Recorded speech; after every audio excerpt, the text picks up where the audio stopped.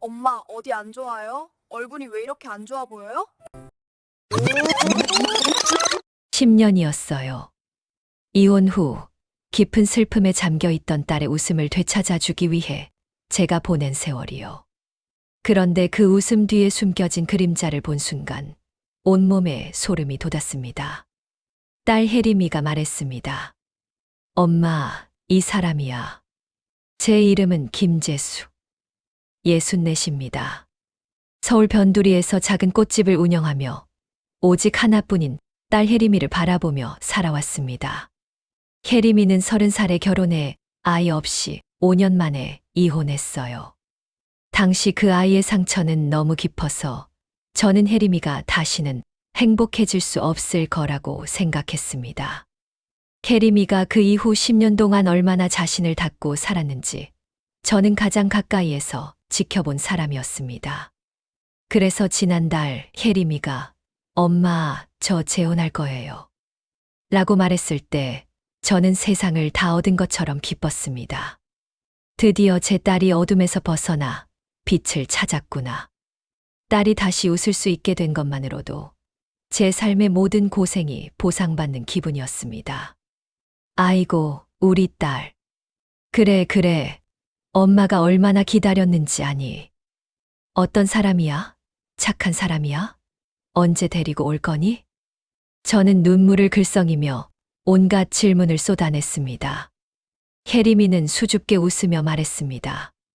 엄마, 내일 저녁에 인사드리러 갈 거예요. 이름은 박성준.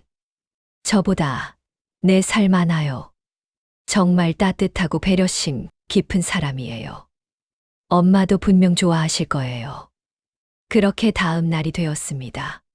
저는 아침부터 부산하게 움직였습니다. 시장에서 가장 신선한 재료를 사와서 혜림이가 어릴 적부터 좋아하던 잡채와 갈비찜, 그리고 새 사위가 될 사람을 위한 정갈한 나물 반찬까지 만들었습니다. 오랜만에 온 집안에 활기가 돌았습니다. 이 설렘이 얼마나 그리웠는지요. 저녁 7시 초인종 소리가 울렸습니다. 혜림이와 함께 현관에 들어선 남자를 보는 순간 제 심장이 쿵 내려앉았습니다. 혜림이는 행복한 미소를 지으며 남자의 팔짱을 끼고 있었습니다. 엄마, 인사하세요. 이 사람이 박성준 씨예요. 안녕하세요, 어머님. 박성준이라고 합니다. 혜림 씨에게 말씀 많이 들었습니다. 남자는 환하게 웃으며 고개를 숙였습니다. 첫인상은 더없이 좋았습니다. 훤칠한 키에 깔끔한 정장 차림. 눈매는 부드러웠고 목소리는 낮고 차분했습니다. 혜림이가 행복해할 만한 사람이었습니다. 그런데 왜일까요? 저는 인사 대신 온몸에 소름이 돋는 기분을 지울 수 없었습니다. 마치 차가운 물 속에 빠진 것처럼 머리부터 발끝까지 싸늘해졌습니다. 저는 겨우 정신을 차리고 말했습니다. 아, 네. 어서 오세요. 귀한 걸음 해주셔서 고맙습니다. 제 목소리가 떨리는 것을 혜림이는 눈치채지 못한 것 같았습니다. 혜림이는 마냥 행복해 보였으니까요. 제가 느낀 이 섬뜩한 기시감, 이 설명할 수 없는 불안감은 도대체 어디서 온 것일까요? 박성준 씨는 집에 들어와서도 흠잡을 데 없는 모습이었습니다. 제가 준비한 음식을 맛있게 먹었고 혜림이를 끔찍이 아끼는 모습이었습니다. 숟가락을 놓아주고 물을 따라주고 혜림이와 눈을 맞추며 이야기하는 그의 모습은 다정한 연인 그 자체였습니다. 저는 내내 박성준 씨를 곁눈질하며 살폈습니다. 이상했습니다. 겉으로 보기에는 나무랄 데가 없는데 그의 눈빛이 가끔씩 섬뜩하게 느껴졌습니다. 혜림이를 바라볼 때의 그 눈빛, 그것이 너무나 낯설고 차가운 빛을 띠는 것처럼 보였습니다. 분명 저만 느끼는 기분이겠지요. 저는 10년 동안 혜림이에게 무슨 일이 생길까 노심초사했던 엄마니까요. 괜히 예민하게 구는 것이라고 스스로를 타일렀습니다. 식사 내내 박성준 씨는 제 마음에 들기 위해 노력하는 것처럼 보였습니다. 그는 혜림이가 이혼 후 얼마나 힘들었는지 알고 있으며 자신이 혜림이의 가장 든든한 버팀목이 되어 주겠다고 했습니다. 어머님, 혜림 씨는 이제 저만 믿고 행복할 거예요. 제가 혜림 씨를 다시는 힘들게 하지 않겠습니다. 걱정 마세요. 그의 말을 들었을 때 저는 잠시 안심했습니다. 그래, 내가 너무 예민했어. 그는 좋은 사람이야. 그런데 그가 저에게 술을 따라주기 위해 몸을 가까이 숙였을 때였습니다. 그의 얼굴이 가까워지는 순간 잊고 싶었던 오래전 한 장면이 제 머릿속을 강타했습니다. 아주 오래전 제가 혜림이에게 숨기고 싶었던 그 끔찍한 기억 속의 얼굴이요. 제 손이 덜덜 떨렸습니다. 저는 들고 있던 술잔을 놓칠 뻔했습니다. 어머님, 괜찮으세요? 박성준 씨가 걱정스러운 듯 물었습니다. 아, 네. 제가 요즘 손이 좀 떨려서요. 저는 애써 웃으며 술잔을 내려놓았습니다. 박성준 씨는 부드럽게 웃었지만 저는 그 웃음 속에서 오래전 그 남자가 짓던 차가운 조소를 보았습니다. 그럴 리가 없지요. 20년도 더 된 일인데 제가 잘못 본 것이겠지요. 하지만 제 몸은 이미 반응하고 있었습니다. 식은땀이 흘렀고 가슴이 심하게 뛰기 시작했습니다. 저는 급히 화장실로 가서 찬물로 얼굴을 씻었습니다. 거울 속 제 얼굴은 창백했습니다. 아니야, 김재수. 착각이야. 세상에 똑같이 생긴 사람이 얼마나 많은데. 내가 불안해서 괜히 헛것을 보는 거야. 저는 깊은 숨을 내쉬고 다시 식탁으로 돌아갔습니다.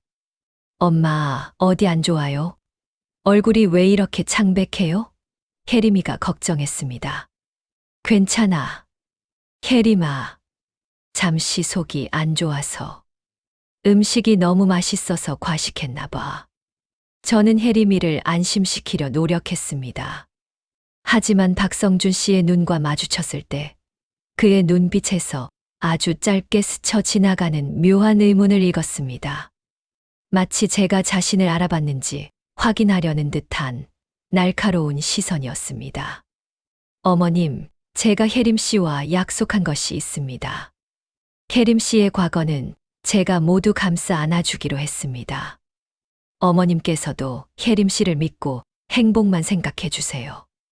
박성준 씨는 마치 제 불안감을 눈치채고 저에게 경고하는 듯한 말을 했습니다. 순간 저는 그에게서 친절한 사위의 모습이 아닌 가면을 쓴 냉혈한의 그림자를 보았습니다. 그날 밤 혜림이는 박성준 씨가 돌아간 후에도 한참 동안 행복에 겨워 이야기했습니다. 엄마, 성준 씨는 정말 좋은 사람이에요. 제가 힘들었던 거 다 이해해 줘요. 결혼하면 엄마도 모시고 살고 싶대요. 혜림이의 행복한 얼굴을 보며 저는 아무 말도 할 수 없었습니다. 제 딸이 10년 만에 찾은 행복인데 제가 이 불안감 때문에 찬물을 끼얹을 수는 없었습니다. 하지만 제 직감은 저에게 속삭이고 있었습니다. 아니야. 저 남자는 분명 그때 그 사람이야. 혹은 그때 그 사람과 엮여 있던 누군가야. 저는 잠들기 전 20년 전의 한 사건을 떠올렸습니다. 혜림이의 전 남편이 감당해야 했던 그 비극적인 일. 그리고 그 비극의 중심에 있던 한 남자. 그 남자의 얼굴이 박성준 씨의 얼굴과 섬뜩하게 겹쳐 보였습니다. 저는 밤새도록 잠을 이루지 못하고 천장만 바라보았습니다. 이제 곧 제 딸은 저 남자와 결혼할 것입니다. 저는 이 모든 것을 혜림이에게 숨기고 축복만 해줘야 할까요? 아니면 제가 가진 불길한 예감의 실체를 파헤쳐야 할까요? 저는 문득 20년 전 사건을 해결하려다 모든 것을 잃었던 한 사람의 얼굴을 떠올렸습니다. 박성준 씨의 얼굴과 너무나 닮았던 그때 그 남자요. 저는 다음 날 아침 결심했습니다. 딸의 행복을 위해서는 이 소름 끼치는 진실을 반드시 파헤쳐야 한다고. 혜림이에게 물어볼 수 없는 오직 저만이 아는 비밀을요. 지수는 꽃집 문을 열고 텅 빈 가게에 앉아 어제의 일을 되짚었습니다. 꽃향기가 가득했지만 제 마음속은 썩은 흙냄새처럼 퀴퀴했습니다. 박성준. 그는 누구일까? 저는 박성준이라는 이름 석자와 겉으로 드러나는 그의 모습만을 믿을 수 없었습니다. 제 직감, 그리고 20년 전 그 사건의 그림자가 저에게 속삭이는 불길한 경고를 무시할 수가 없었습니다. 20년 전 혜림이가 결혼하기 훨씬 전의 일입니다. 그때 혜림이에게는 첫사랑이라고 할 수 있는 남자 친구가 있었습니다. 이름은 이준호. 성실하고 착했던 청년이었습니다. 혜림이와 준호는 결혼까지 약속한 사이였어요. 그런데 준호가 갑작스러운 사고로 세상을 떠났습니다. 단순한 사고가 아니었어요. 준호는 작은 선박 회사에 다녔는데 회사 내부의 비리를 고발하려다가 교통사고를 당했습니다. 당시 경찰은 단순 사고사로 처리했지만 저는 직감적으로 그것이 타살이라고 느꼈습니다. 그리고 그 비리의 배후에는 준호의 직장 상사였던 한 남자가 있었습니다.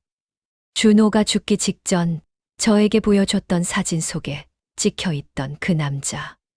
그 남자의 얼굴이 어젯밤 박성준 씨의 얼굴과 섬뜩할 만큼 닮아 있었던 것입니다. 저는 떨리는 손으로 전화기를 들었습니다. 누구에게 물어봐야 할까요? 20년 전 그 사건을 아는 사람은 거의 남아있지 않았습니다. 혜림이는 그 일로 너무 고통스러워했기에 그 이후로는 준호의 이야기를 입 밖에도 꺼내지 않았습니다. 문득 준호의 사고를 끝까지 의심하고 재조사를 요청했던 경찰관 한 명이 떠올랐습니다. 지금은 아마 은퇴했을 나이일 겁니다. 이름은 최 형사. 저는 수첩을 뒤져 낡은 명함을 찾아냈습니다. 명함에는 오래된 사무실 전화번호와 함께 손으로 쓴 휴대폰 번호가 적혀 있었습니다. 떨리는 마음으로 휴대폰 번호를 눌렀습니다. 몇 번의 신호음 끝에 낯선 남자의 목소리가 들렸습니다. 여보세요. 최 형사님. 맞으신가요? 저 20년 전에 이준호 씨 사건 때문에 뵀던 김재숙입니다. 순간 전화기 너머로 짧은 침묵이 흘렀습니다. 아이고, 김재숙 씨. 오랜만입니다. 세월이 참 빠르지요. 그 일 이후로 연락이 끊겼는데 무슨 일이십니까? 최 형사는 제 이름을 기억하고 있었습니다. 저는 깊은 숨을 내쉬고 용기를 내어 박성준 씨에 대한 이야기를 꺼냈습니다. 형사님, 사실 제 딸이 재혼할 남자를 데리고 왔는데 그 사람 얼굴이 20년 전 이준호 씨 사건과 연관되었던 그 남자와 너무나 닮았습니다. 어쩌면 그 남자 본인일지도 모릅니다. 이름은 박성준이라고 하는데 당시 그 비리 사건의 배후에 있던 사람이 박성일이라는 이름을 썼던 걸로 기억합니다. 최 형사는 제 말에 갑자기 목소리를 낮추었습니다. 박성일이요. 잠깐만 기다려보세요, 김재숙 씨. 제가 이 일 때문에 평생 마음고생을 했습니다. 제가 당신에게 해드릴 수 있는 마지막 조언일 수도 있습니다. 당신 딸이 재혼한다는 그 남자, 박성준이라고 했습니까? 혹시 그의 나이가 어떻게 됩니까? 4살 많다고 했으니 49살 정도 될 겁니다. 최 형사는 짧게 탄식했습니다. 김재숙 씨. 그 박성일이라는 사람은 당시 30살이었고 사건 이후 해외로 도피했습니다. 그가 한국으로 돌아왔다는 이야기는 듣지 못했지만 만약 나이가 맞다면 그의 동생이나 아주 가까운 친척일 수 있습니다. 박성일이 그 사건 이후 이름까지 바꾸고 완벽하게 신분 세탁을 했을 가능성도 배제할 수 없습니다. 저는 심장이 덜컥 내려앉았습니다. 신분 세탁이라니. 형사님, 그럼 그 박성준이라는 사람의 정체를 확인할 방법은 없을까요? 제가 혜림이의 결혼을 막아야 합니다. 혜림이는 그 남자가 누구인지 전혀 모르고 있어요. 최 형사는 잠시 망설이더니 목소리를 더 낮추어 말했습니다. 김재숙 씨, 제가 개인적으로 연락할 수 있는 지인이 한 명 있습니다. 은퇴했지만 아직도 옛 정보를 볼 수 있는 경로를 알고 있는 친구죠. 절대 외부에 발설하지 않는 조건으로 제가 그에게 박성일이라는 이름과 당시의 사진 자료를 넘겨주고 박성준이라는 이름으로 신분 세탁한 사람이 있는지 비밀리에 확인해 보겠습니다. 하지만 시간이 좀 걸릴 겁니다. 아이고, 형사님. 정말 감사합니다. 제가 이 은혜를 어떻게 갚아야 할지. 갚기는요. 제가 그 일 때문에 평생 빚을 진 심정입니다. 하지만 명심하십시오. 함부로 그 남자를 자극해서는 안 됩니다. 만약 그가 박성일이 맞다면 그는 이미 한 번 살인을 저지르거나 그 배후에 있던 사람입니다. 혜림 씨에게 조금이라도 위험이 갈 수 있습니다.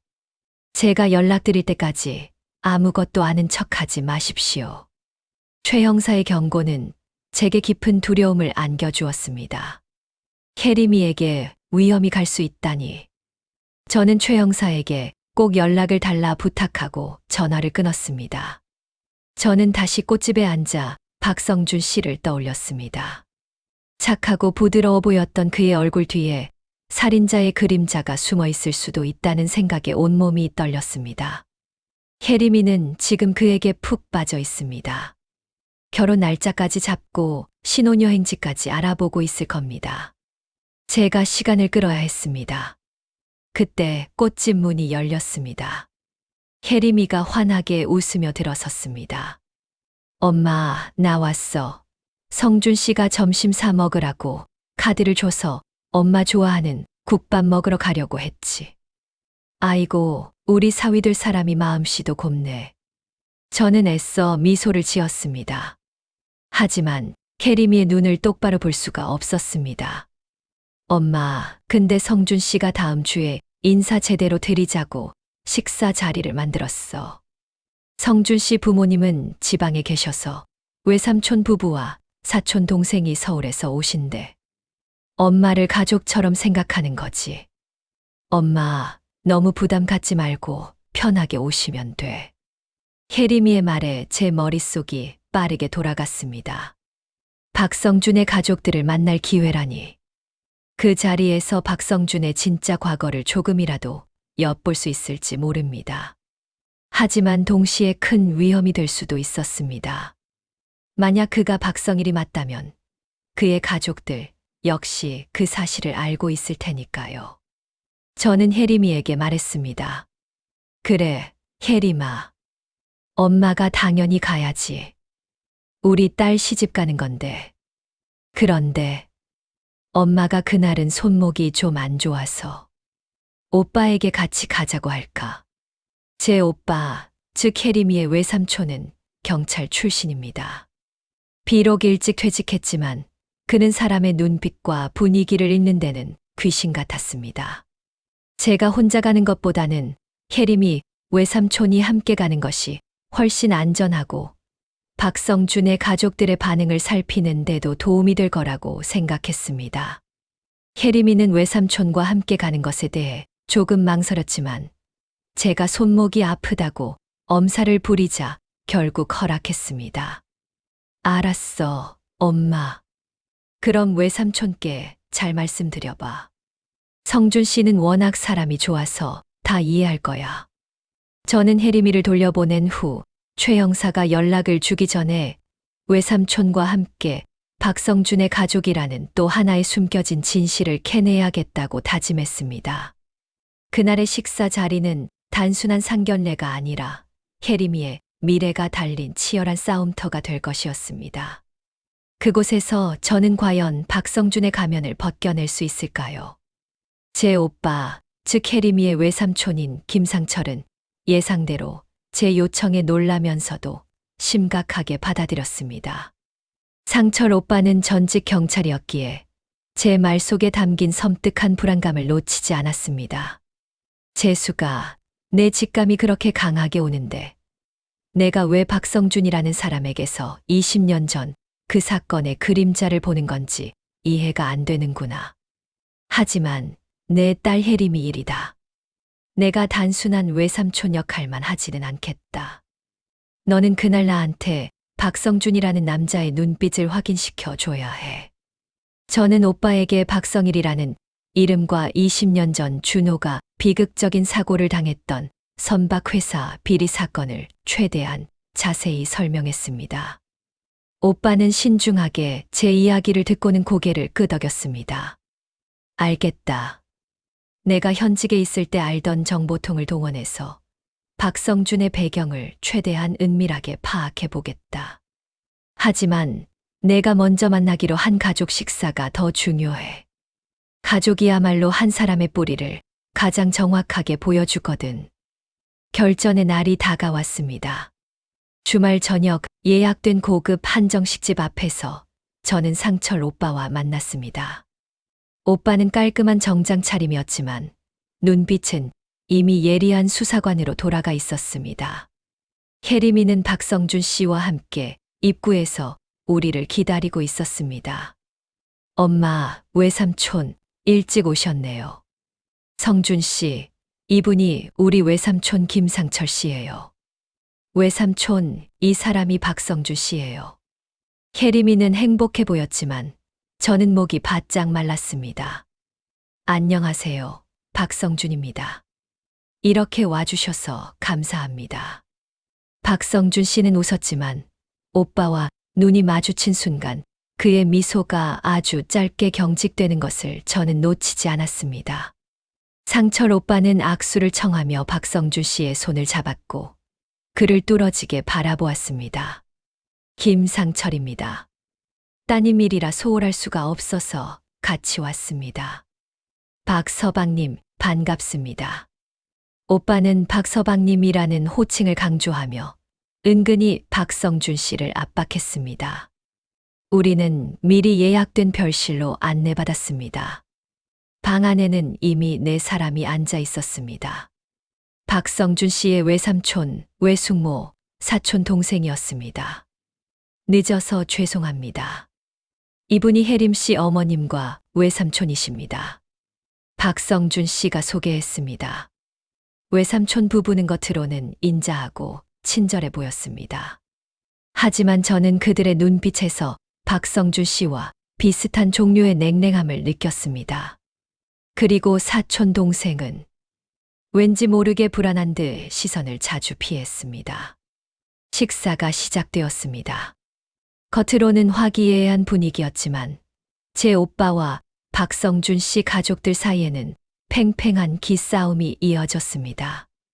오빠는 특유의 직설적인 질문으로 박성준 씨의 본가와 가족 배경을 파고들었습니다. 박서방 본가는 지방이라고 들었는데 부모님은 어떤 일을 하시는지 궁금하네요. 저희도 인사드리러 가야 할 텐데요. 네, 어머님은 시골에서 농사를 짓고 계시고 아버지는 몇 년 전 일찍 돌아가셨습니다. 그래서 제가 서울에서 외삼촌을 모시고 살다시피 했죠. 박성준 씨는 침착하게 대답했지만 그의 턱선이 살짝 긴장하는 것을 보았습니다. 그때 오빠가 결정적인 질문을 던졌습니다. 박서방님이 외동이라고 들었는데 혹시 형제는 없습니까? 사람은 형제나 자매의 존재가 중요한 영향을 미치니까요. 박성준 씨는 잠시 멈칫했습니다. 그의 외삼촌이 대신 나섰습니다. 아이고, 상철 씨, 박성준은 외동이 맞습니다. 형제는커녕 어릴 때부터 외롭게 자랐지요. 그래서 저희 부부가 더 애틋하게 돌봤습니다. 외삼촌 부부는 강하게 외동임을 강조했습니다. 하지만 저는 박성준 씨가 대답을 망설였던 그 짧은 순간을 의심했습니다.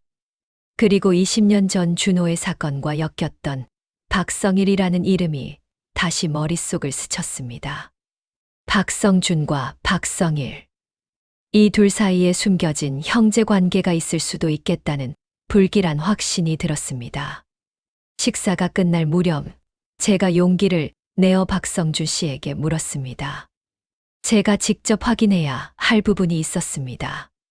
박서방님, 죄송하지만 제가 궁금한 것이 하나 있습니다. 혹시 박서방님께서 예전에 선박 관련 회사에 근무하신 적이 있으신가요? 혜림이가 전에 잠깐 그런 일을 하는 분과 만난 적이 있어서요. 제 질문이 던져지는 순간 방 안의 모든 공기가 얼어붙는 것 같았습니다. 박성준 씨의 얼굴에서 미소가 완전히 사라졌습니다. 그의 눈빛은 아까 제가 느꼈던 차가운 빛을 넘어 마치 맹수처럼 저를 노려보는 것 같았습니다. 어머님, 제가 부동산 쪽에서 일한다는 것을 혜림 씨에게 충분히 말씀드렸을 텐데요. 제가 선박 쪽에서 일한 적은 단 한 번도 없습니다. 어머님께서 혜림 씨의 과거에 대해 너무 많은 것을 알고 계시는군요. 박성준 씨는 부드러운 목소리였지만 그 내용은 노골적인 위협이었습니다. 제 개인적인 영역을 침범했다는 불쾌감을 넘어 자신의 과거를 건드린 것에 대한 강한 분노가 느껴졌습니다. 혜림이는 당황해서 어쩔 줄 몰라 했습니다. 엄마, 갑자기 왜 그래요? 성준 씨 기분 나쁘게. 그때 박성준 씨의 사촌 동생이 갑자기 자리에서 일어나며 테이블 위에 있던 물컵을 쳤습니다. 죄송합니다. 사촌 동생은 불안하게 소리쳤고 물컵은 테이블 위로 쏟아졌습니다. 그 사촌 동생의 얼굴은 공포에 질려 있었습니다. 마치 자신이 엄청난 비밀을 알고 있다는 듯이요. 박성준 씨는 잠시 사촌 동생을 섬뜩한 눈빛으로 쳐다보았고 사촌 동생은 즉시 고개를 숙였습니다. 이 짧은 순간의 상황 변화에서 저는 확신했습니다. 이들 가족 사이에 제가 모르는 엄청난 비밀이 숨겨져 있다는 것을요. 식사가 마무리되고 오빠와 저는 혜림이에게 인사를 하고 먼저 나왔습니다. 차에 타자마자 오빠가 심각한 얼굴로 말했습니다. 재수가, 내가 단언컨대 저 박성준이라는 남자 가면을 쓰고 있다.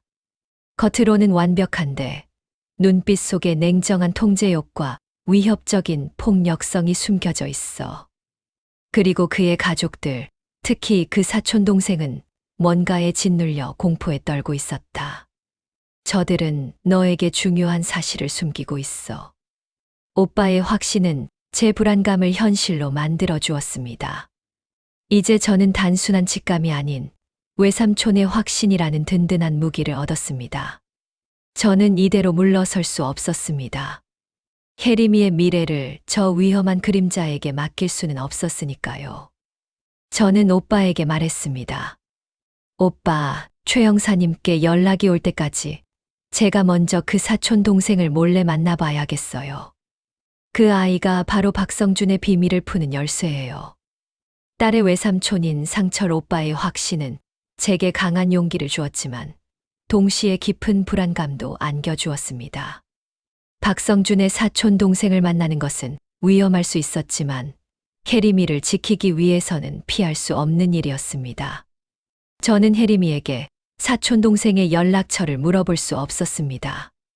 혜림이가 조금이라도 의심하면 박성준에게 이 사실이 알려질 것이 분명했기 때문입니다.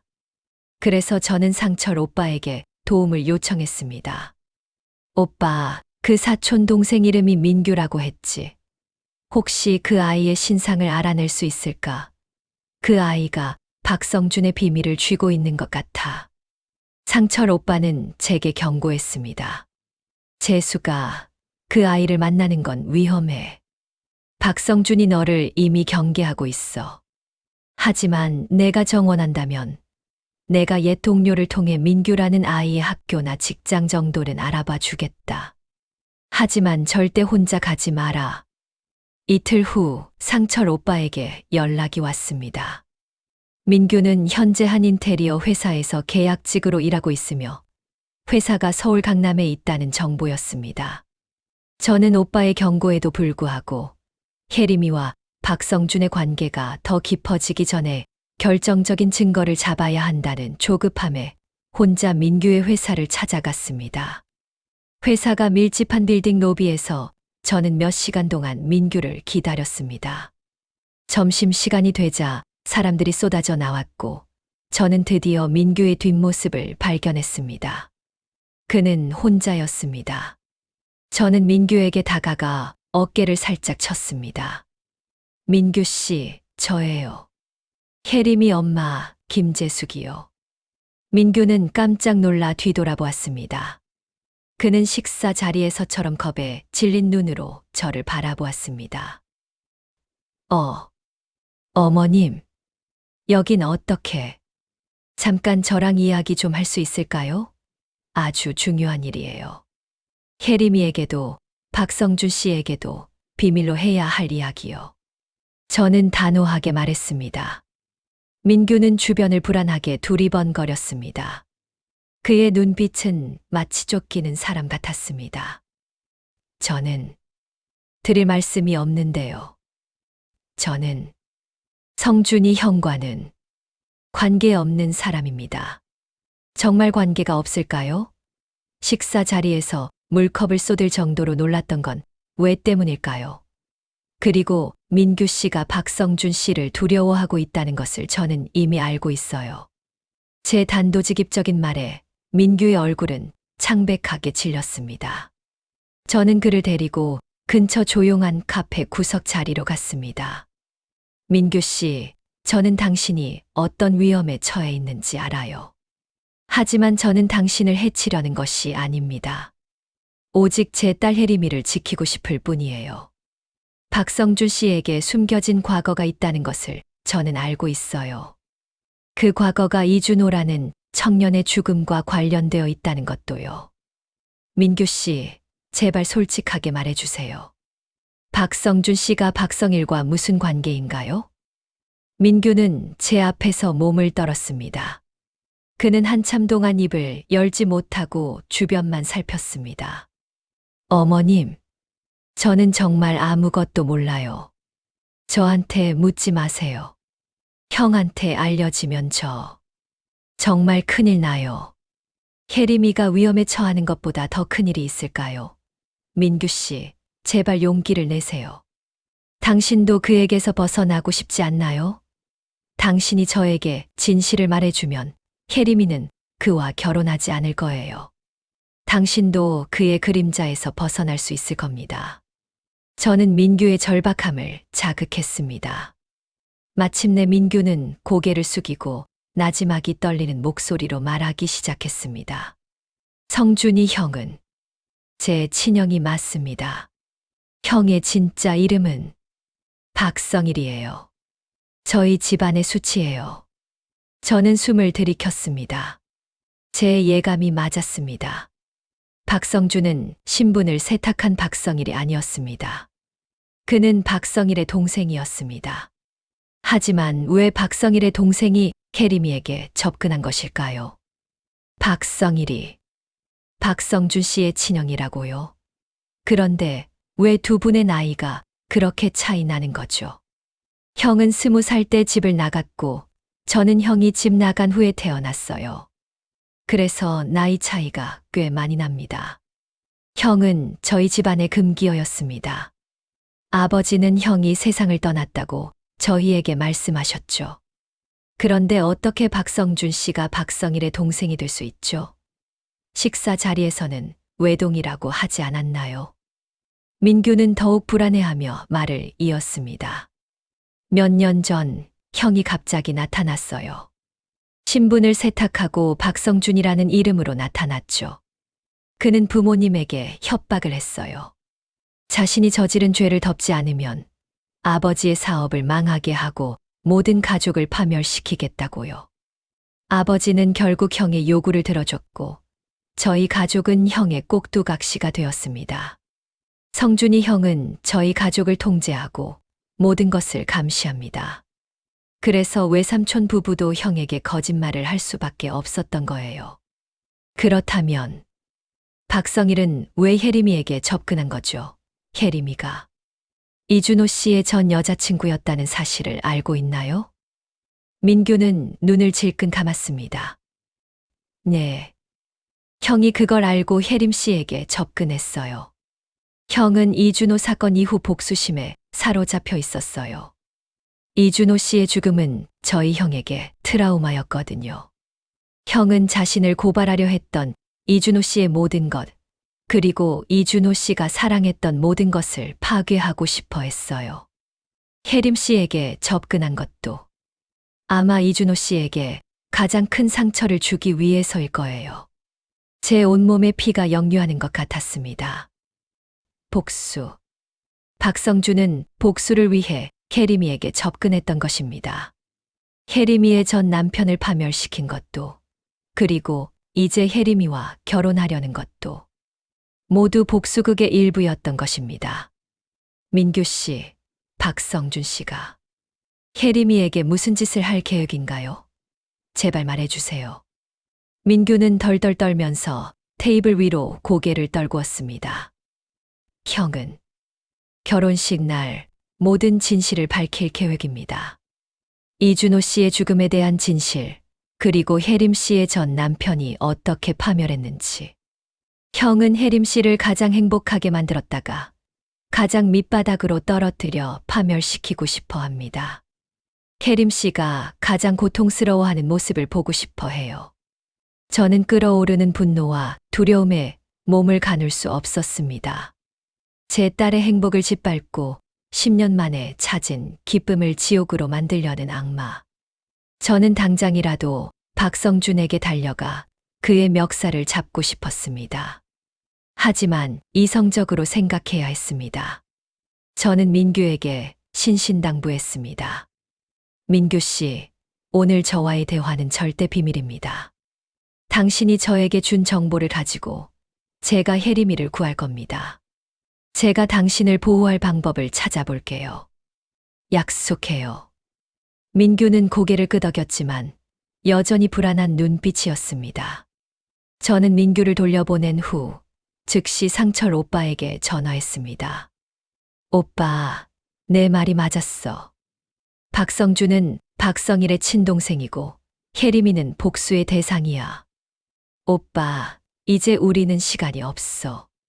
결혼식 전에 박성준의 가면을 벗겨야 해. 그리고 이 모든 진실을 혜림이에게 알려야 해. 상철 오빠는 제 말에 침묵했습니다. 재수가 잠깐만.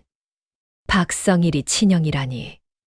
이건 문제가 복잡해지는군. 좋아, 내가 박성일의 과거 기록을 파헤친 동시에 내가 혜림이에게 이 사실을 말하기 전에 결정적인 증거를 확보할 방법을 찾아보겠다. 하지만 박성준의 복수 계획에 혜림이의 전 남편이 포함되어 있다면 그 사람에게 연락해서 도움을 요청해야 할 수도 있어. 혜림이의 전 남편. 그를 다시 언급하는 것만으로도 고통스러웠지만 혜림이를 지키기 위해서라면 저는 무엇이든 할 수 있었습니다. 저는 이제 악마와의 전쟁을 시작해야 했습니다. 민규에게서 박성준이 박성일의 친동생이며 혜림이에게 복수를 계획하고 있다는 충격적인 사실을 들은 후 저는 머릿속으로 모든 퍼즐 조각을 맞추기 시작했습니다. 이 모든 일은 우연이 아니었습니다. 박성준의 다정함, 그의 흠잡을 데 없는 모습, 그리고 제게 보였던 그 차가운 눈빛까지도 모두 혜림이를 파멸시키기 위한 치밀한 각본의 일부였습니다. 저는 상철 오빠와 만나 민규에게 들은 모든 이야기를 자세히 전달했습니다. 오빠, 박성준이 이준호 씨의 죽음에 대한 진실을 결혼식 날 밝히겠다고 했대. 그리고 혜림이의 전 남편이 파멸한 것도 이 복수극과 관련이 있대. 상철 오빠는 깊은 한숨을 내쉬었습니다. 결국 이 일은 20년 전 준호 사건에서 시작된 거야. 박성일이 동생을 이용해서 혹은 동생이 형의 복수를 대신해서 혜림이 주변의 모든 것을 무너뜨리려는 거지. 문제는 혜림이의 전 남편일세. 혜림이 전 남편이 파멸했다면 박성준이 그 사람의 약점을 쥐고 있다는 뜻이야. 저는 고개를 끄덕였습니다. 혜림이의 이혼 사유는 성격 차이가 아닌 전 남편의 사업 실패와 부도 때문이었습니다. 혜림이는 남편을 따라 사업에 투자했다가 모든 것을 잃었고 그 충격으로 이혼했습니다. 당시 혜림이는 그 모든 것이 전 남편의 무능함 때문이라고 믿었습니다. 하지만 그 뒤에 박성준의 계략이 있었다니. 오빠, 혜림이 전 남편. 김영민 씨한테 연락을 해야 할까요? 혜림이가 그 사람 이름만 들어도 싫어하는데. 저는 망설였습니다. 재수가 영민 씨가 파멸했다면 그는 박성준의 피해자일세. 그리고 이 모든 사실을 가장 확실하게 증언해 줄 수 있는 유일한 사람이야. 혜림이에게 진실을 말하려면 객관적인 증거가 필요해. 나는 내가 알고 있는 경로를 총동원해서 박성일이 박성준이라는 이름으로 신분 세탁하는데 사용했던 불법 자금의 경로를 추적해 보겠다. 너는 영민 씨를 만나야 해. 혜림이에게는 비밀로 하고. 혜림이 전 남편 김영민 씨를 만나는 것은 저에게도 쉬운 일이 아니었습니다.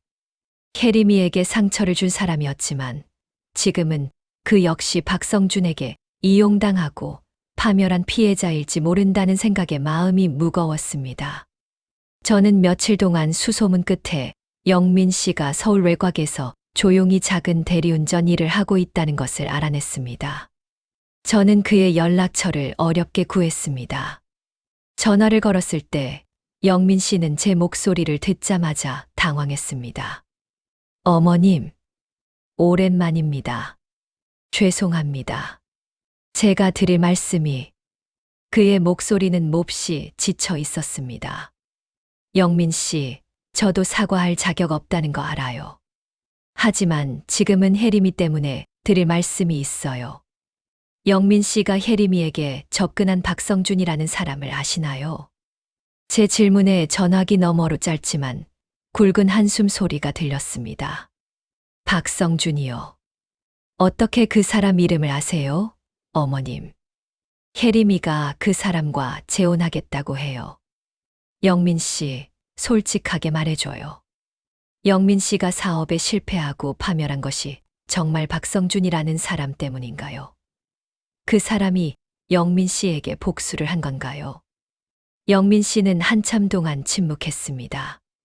그리고는 조용히 말했습니다. 어머님, 제가 어머님과 혜림 씨에게 해드릴 마지막 사죄라고 생각하겠습니다. 제가 이 모든 것을 밝힐게요. 저에게는 이제 잃을 것도 없으니까요. 저와 한 번만 만나주세요. 저는 영민 씨와 약속을 잡았습니다. 그를 만나는 것은 혜림이에게 엄청난 고통이 될 수도 있겠지만 그의 증언 없이는 박성준의 복수극을 막을 수 없었습니다. 만남 당일 저는 영민 씨를 만났습니다. 그는 10년 전 혜림이와 결혼했을 때의 훤칠하고 자신감 넘치던 모습은 온데간데 없고 초췌하고 지친 중년 남자가 되어 있었습니다. 어머님, 박성준은 악마입니다. 그 사람은 저를 계획적으로 파멸시켰습니다. 제가 당시 진행하던 모든 사업에 접근해서 불법적인 정보를 흘렸고 결정적으로 제가 거래하던 해외 선박 회사와의 계약을 파기하게 만들었습니다. 나중에 알았지만 그 선박 회사가 20년 전 이준호 씨가 다니던 바로 그 회사였습니다. 영민 씨는 떨리는 목소리로 박성준의 치밀한 계략을 털어놓았습니다. 박성준은 영민 씨의 회사에 접근하여 마치 구원자처럼 보였지만 실상은 파멸의 설계자였습니다. 영민 씨가 파멸함으로써 혜림이가 고통받는 것을 보며 복수를 즐겼던 것입니다. 어머님, 박성준은 저를 파멸시킨 후 혜림 씨에게 접근했습니다. 아마 혜림 씨가 가장 외롭고 무너져 있을 때를 노린 것 같아요. 그는 저에게 경고했습니다. 내가 사랑했던 모든 것을 내가 파괴할 것이다. 내 전처가 내 품에서 가장 행복해졌다가 가장 처참하게 무너지는 것을 지켜보라고요. 영민 씨의 증언은 민규의 이야기와 정확히 일치했습니다. 박성준의 복수심은 단순한 분노가 아니라 정신적인 고문을 목표로 하고 있었습니다. 영민 씨, 고마워요. 이 증언이 혜림이를 구할 수 있을 거예요. 하지만 혜림이는 아직 이 모든 사실을 몰라요. 혜림이에게는 상처가 될 수 있어요. 영민 씨가 결혼식 전에 혜림이에게 직접 진실을 말해 주실 수 있을까요? 영민 씨는 잠시 망설였습니다. 어머님, 혜림 씨가 저를 얼마나 증오하는지 아시잖아요. 하지만 혜림 씨가 파멸하는 것을 막기 위해서라면 제가 마지막으로 용기를 내겠습니다. 제가 혜림 씨를 만나서 박성준의 본 모습을 밝힐게요. 그리고 제가 저질렀던 모든 잘못도 사죄할게요. 영민 씨는 제게 박성준이 자신을 파멸시키기 위해 사용했던 결정적인 증거, 자료가 담긴 USB를 건넸습니다. 이 USB 안에는 박성준이 금융정보를 조작하고 거래처와의 계약을 불법적으로 파기하게 만든 통화 녹취록과 이메일 기록이 들어 있었습니다. 이것이 바로 박성준의 가면을 벗길 결정적인 무기였습니다. 저는 영민 씨에게 감사를 표하고 혜림이에게 이 USB를 넘겨줄 최적의 타이밍을 잡기로 했습니다. 상철 오빠의 박성일 자금 경로 추적과 영민 씨의 결정적인 증언이 합쳐진다면 혜림이는 박성준의 소나귀에서 벗어날 수 있을 것이었습니다. 하지만 문제는 남아 있었습니다. 혜림이가 과연 전 남편인 영민 씨의 말을 믿어줄까요? 그리고 박성준은 이 모든 사실을 결혼식 전에 눈치채지 않을까요? 저는 초조함 속에서 혜림이와 박성준의 결혼식 날짜가 다가오는 것을 느꼈습니다. 이제 남은 시간은 일주일뿐이었습니다. 저는 영민 씨에게 받은 USB를 품에 안고 상철 오빠에게 달려갔습니다. 상철 오빠는 제 이야기를 듣고 자료를 확인하더니 미간을 찌푸렸습니다. 재수가, 이 자료는 완벽해. 이 통화 녹취록과 이메일 기록만 있으면 박성준이 김영민을 파멸시킨 계획적인 범죄자라는 걸 증명할 수 있어. 이건 혜림이를 구할 결정적인 증거야.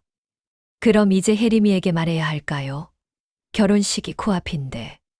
제 목소리가 떨렸습니다. 아니, 지금은 안 돼. 내가 혜림이에게 이 모든 진실, 즉 박성준이 박성일의 동생이라는 사실과 복수를 계획했다는 사실을 말하면 혜림이는 충격으로 너를 믿지 못할 수도 있어. 그리고 결정적으로 박성준에게 역공할 시간을 주게 돼. 그 자식은 민규를 협박해서라도 이 사실을 내가 알았다는 걸 확인하고 증거를 인멸하려 할 거야. 상철 오빠는 깊은 고민 끝에 단호한 계획을 제시했습니다. 우리가 가진 모든 증거와 증인을 결혼식 당일 터뜨려야 해. 박성준이 가장 행복하고 혜림이가 가장 아름다운 순간에 그의 가면을 모두 벗겨야 해. 그래야 그가 혜림이를 파멸시키려 했던 것처럼 우리도 그를 대중 앞에서 완벽히 파멸시킬 수 있어. 저는 오빠의 잔인한 계획에 잠시 망설였습니다.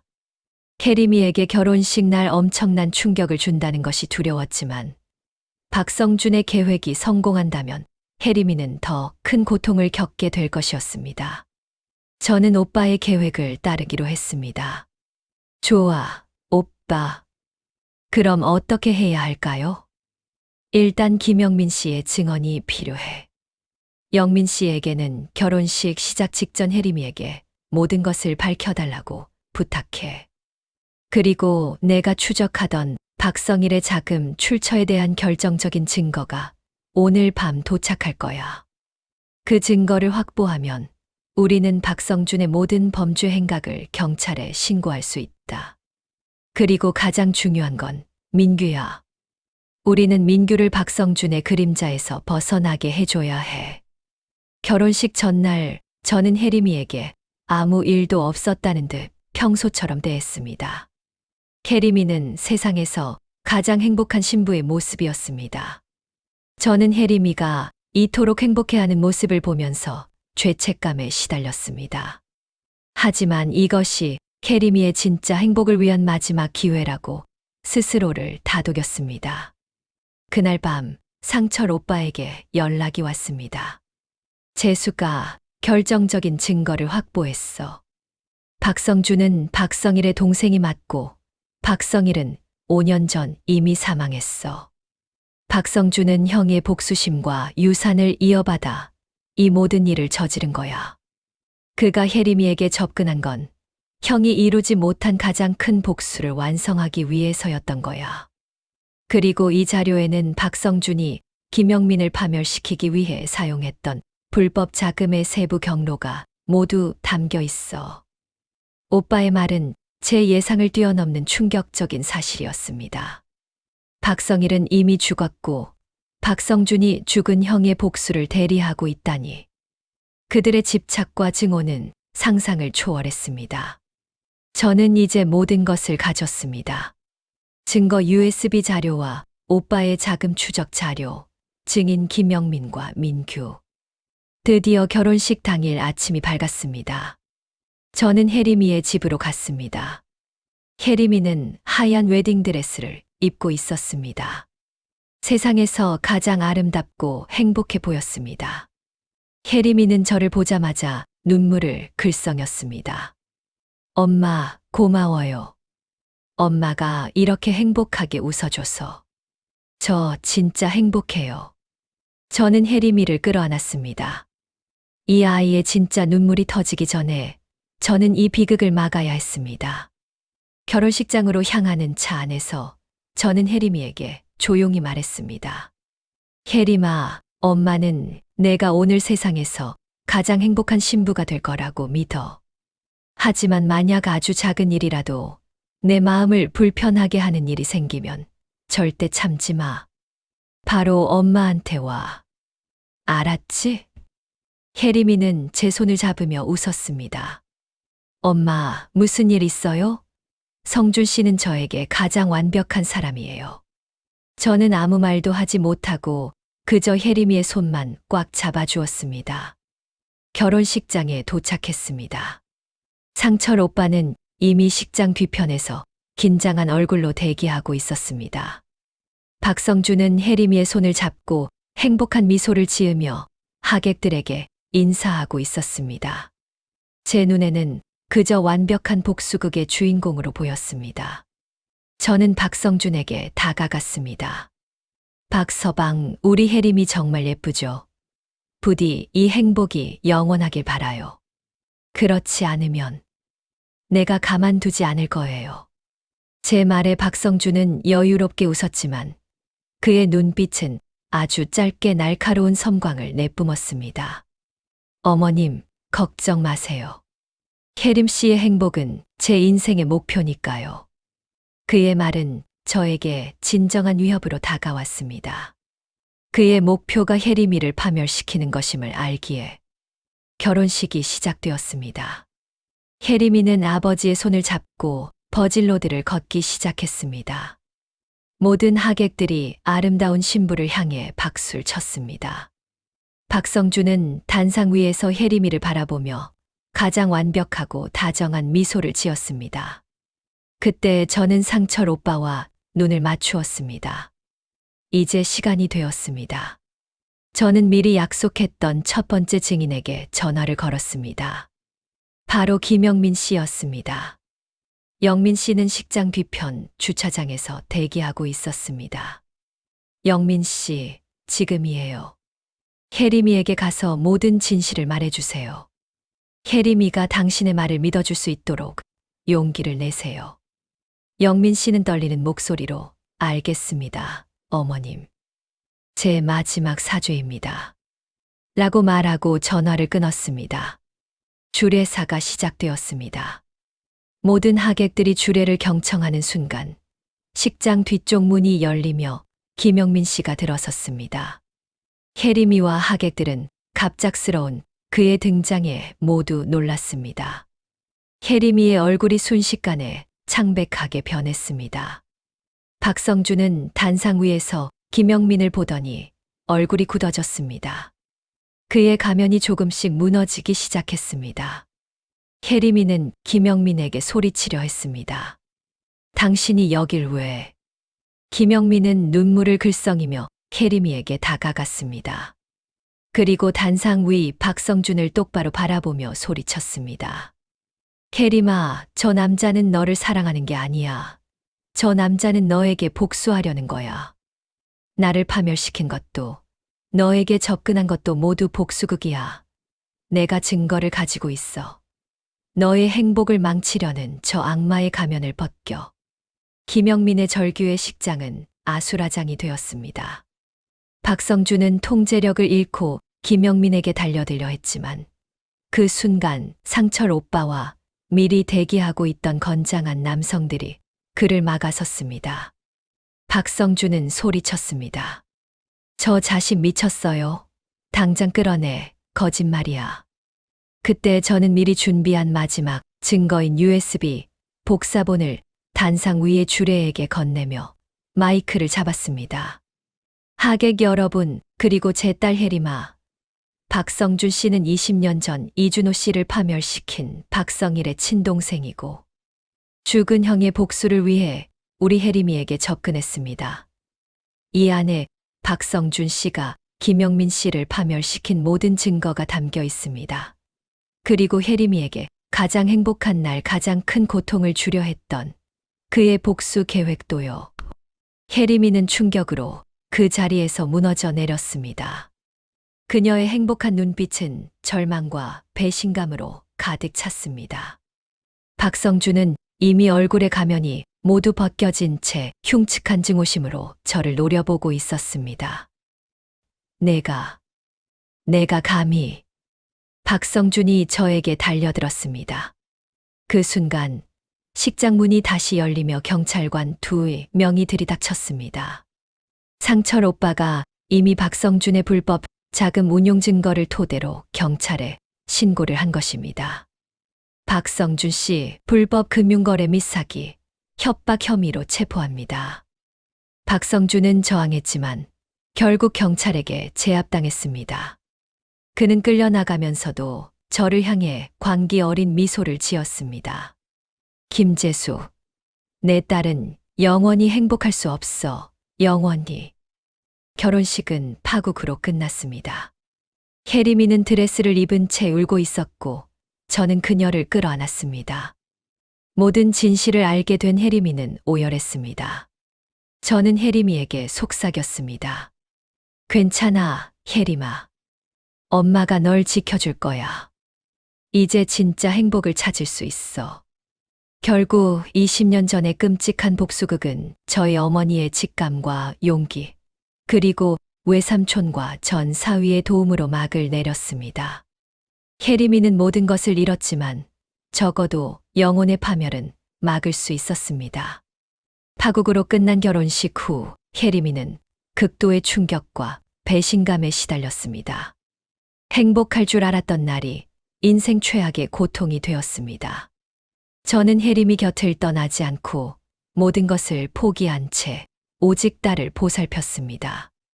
혜림이는 웨딩드레스를 입고 쓰러졌던 그날 이후 며칠 동안 아무 말도 하지 않았습니다. 저는 혜림이에게 죽은 박성일과 이준호, 그리고 김영민의 얽힌 20년 전 복수극의 전말을 모두 이야기해 주었습니다.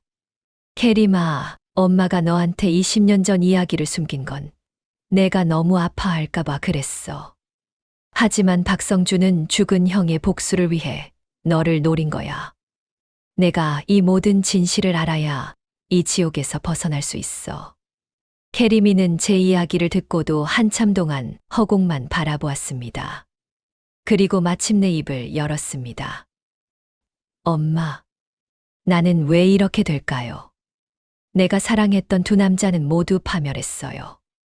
내가 누구를 믿을 수 있을까요? 나에게는 영원히 행복이란 없을까요? 혜림이의 절망적인 질문에 저는 가슴이 찢어졌습니다. 저는 혜림이의 손을 잡고 울면서 말했습니다. 아니야, 혜림아. 내 잘못이 아니야. 너는 그저 악마의 희생양이었을 뿐이야. 엄마가 너를 지켜줄게. 이제는 아무도 너를 해칠 수 없어. 엄마가 너의 진짜 행복을 찾아줄게. 경찰은 상철 오빠가 넘긴 자료와 김영민 씨의 증언, 그리고 민규의 비밀 증언을 바탕으로 박성준의 불법 금융거래와 협박 혐의에 대한 수사에 착수했습니다. 박성준은 결국 구속되었고 20년 전 선박회사 비리 사건까지 재조명되기 시작했습니다.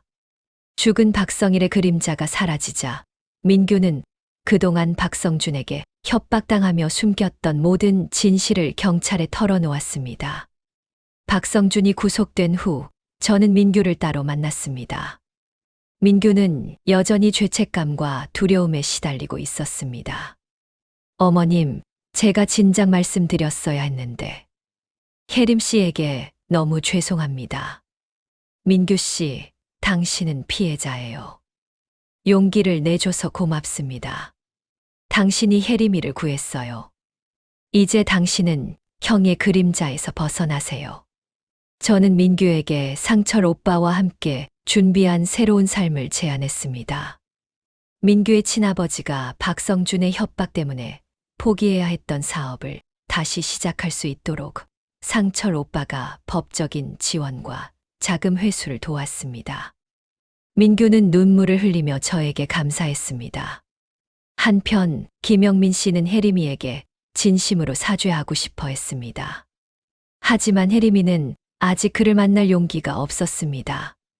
저는 김영민 씨에게 혜림이가 보지 않을 곳에 편지를 남겨달라고 부탁했습니다.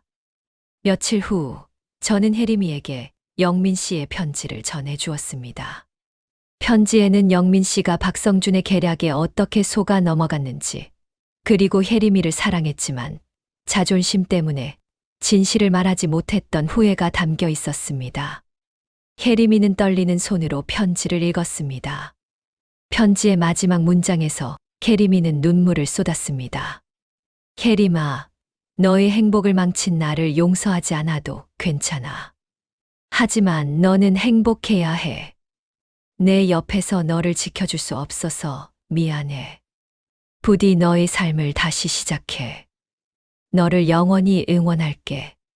편지를 읽은 후 혜림이는 저에게 말했습니다. 엄마, 영민 씨를 만나지 않아도 괜찮아요. 그의 진심을 알았어요.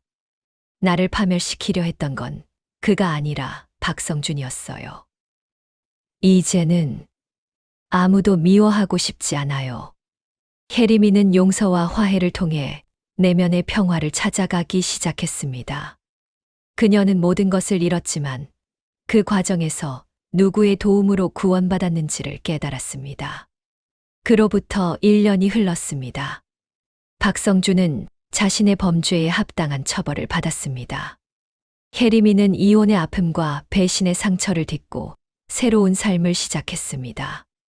그녀는 다시 직장에 복귀했고 예전의 밝은 웃음을 되찾았습니다. 저는 혜림이가 다시 웃는 모습을 보며 안도의 한숨을 쉬었습니다. 혜림이가 진정으로 행복해지기를 바라는 제 마음은 변함이 없었습니다. 어느 날 혜림이가 퇴근 후 꽃집으로 저를 찾아왔습니다. 엄마, 저 오늘 결혼정보 회사에 등록했어요.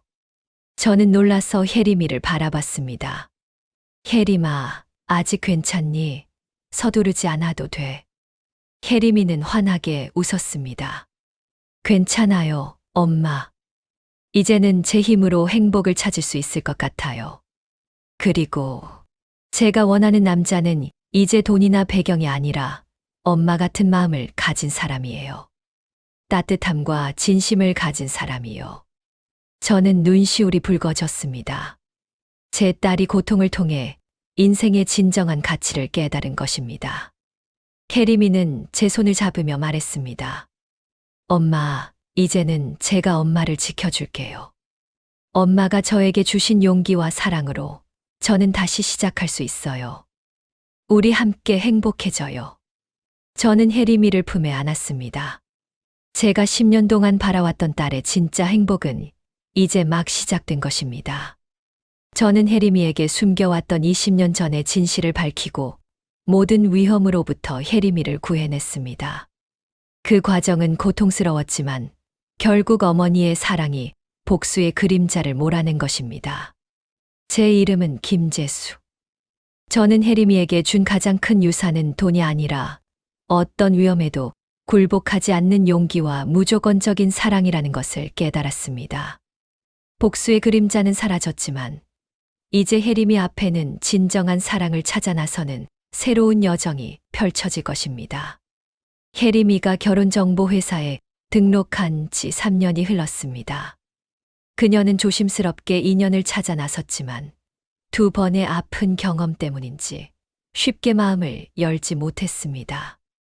그러나 그 과정에서 혜림이는 스스로가 얼마나 강인한 사람인지를 깨달았습니다. 제 꽃집은 여전히 문전성시였습니다. 저는 이제 67이 되었지만 혜림이가 매일 찾아와 함께 꽃을 다듬어 주는 덕분에 외롭지 않았습니다. 어느 날 혜림이가 퇴근 후 잔뜩 상기된 얼굴로 꽃집에 들어섰습니다. 엄마, 나 드디어 좋은 사람 만난 것 같아요. 저는 혜림이의 얼굴을 보자마자 직감했습니다. 이번에는 진짜구나. 혜림이의 눈빛은 전에 박성준을 만났을 때의 불안한 행복이 아니라 안정되고 편안한 기쁨으로 가득 차 있었습니다. 아이고, 우리 딸. 그래, 어떤 분인데? 이제 엄마한테 비밀로 하지 말고 다 말해줘야지. 혜림이는 조심스럽게 이야기를 시작했습니다. 남자의 이름은 강민철. 혜림이보다 2살 많은 48살의 초등학교 교사라고 했습니다. 민철 씨는요, 화려한 직업도 많은 재산도 없지만 사람의 마음을 진심으로 읽어주는 따뜻한 사람이에요. 제가 겪었던 모든 일을 담담하게 털어놨는데 그는 저에게 동정 대신 공감을 해줬어요. 오히려 제가 그런 고통을 이겨낸 것에 대해 존경한다고 하더라고요. 혜림이의 이야기를 들으면서 저는 마음이 놓였습니다. 혜림이가 가장 필요했던 것은 자신을 피해자로 보지 않고 고난을 이겨낸 사람으로 존중해 줄 수 있는 따뜻한 마음이었으니까요. 그래, 우리 딸. 내 눈빛을 보니 엄마는 믿음이 간다. 그럼 언제 엄마한테 인사드리러 올 거니? 다음 주 토요일에요. 엄마가 좋아하시는 삼계탕 잘하는 집 예약했어요. 엄마, 민철 씨는 보통 사람이에요. 그래서 더 좋아요. 평범한 행복을 함께하고 싶대요. 다음 주 토요일, 저는 설레는 마음으로 강민철 씨를 만났습니다. 그는 혜림이의 말처럼 아주 평범하고 선량한 인상이었습니다. 둥근 얼굴에 온화한 미소를 짓는 그의 모습에서 저는 20년 동안 혜림이 주변을 맴돌았던 복수의 그림자나 불안한 욕망을 전혀 찾아볼 수 없었습니다. 그는 그저 혜림이를 진심으로 사랑하는 한 남자일 뿐이었습니다. 상철 오빠도 함께 자리에 참석했습니다. 오빠는 여전히 매의 눈으로 민철 씨를 관찰했지만 이내 안심한 표정을 지었습니다. 강 선생, 우리 혜림이가 고생을 많이 했습니다. 평생 혜림이에게 평범한 행복이라는 것을 약속해 줄 수 있습니까? 상철 오빠가 진지하게 물었습니다. 강민철 씨는 미소를 지으며 대답했습니다. 어머님, 그리고 외삼촌. 저는 혜림 씨의 과거를 모두 들었습니다. 그 과거가 혜림 씨를 더 단단하고 깊은 사람으로 만들었다고 생각합니다. 저는 혜림 씨에게 거창한 행복 대신 매일 아침 함께 따뜻한 밥을 먹고 저녁에 함께 걱정을 나누는 아주 평범하고 따분한 행복을 약속드립니다. 혜림 씨가 저에게 주려는 사랑을 저는 있는 그대로 받아들이고 지켜줄 겁니다. 그의 진심 어린 말에 저는 눈시울이 뜨거워졌습니다. 제가 혜림이에게 그토록 원했던 가장 안전하고 따뜻한 사랑이었습니다. 상철 오빠 역시 고개를 끄덕이며 흡족해 했습니다.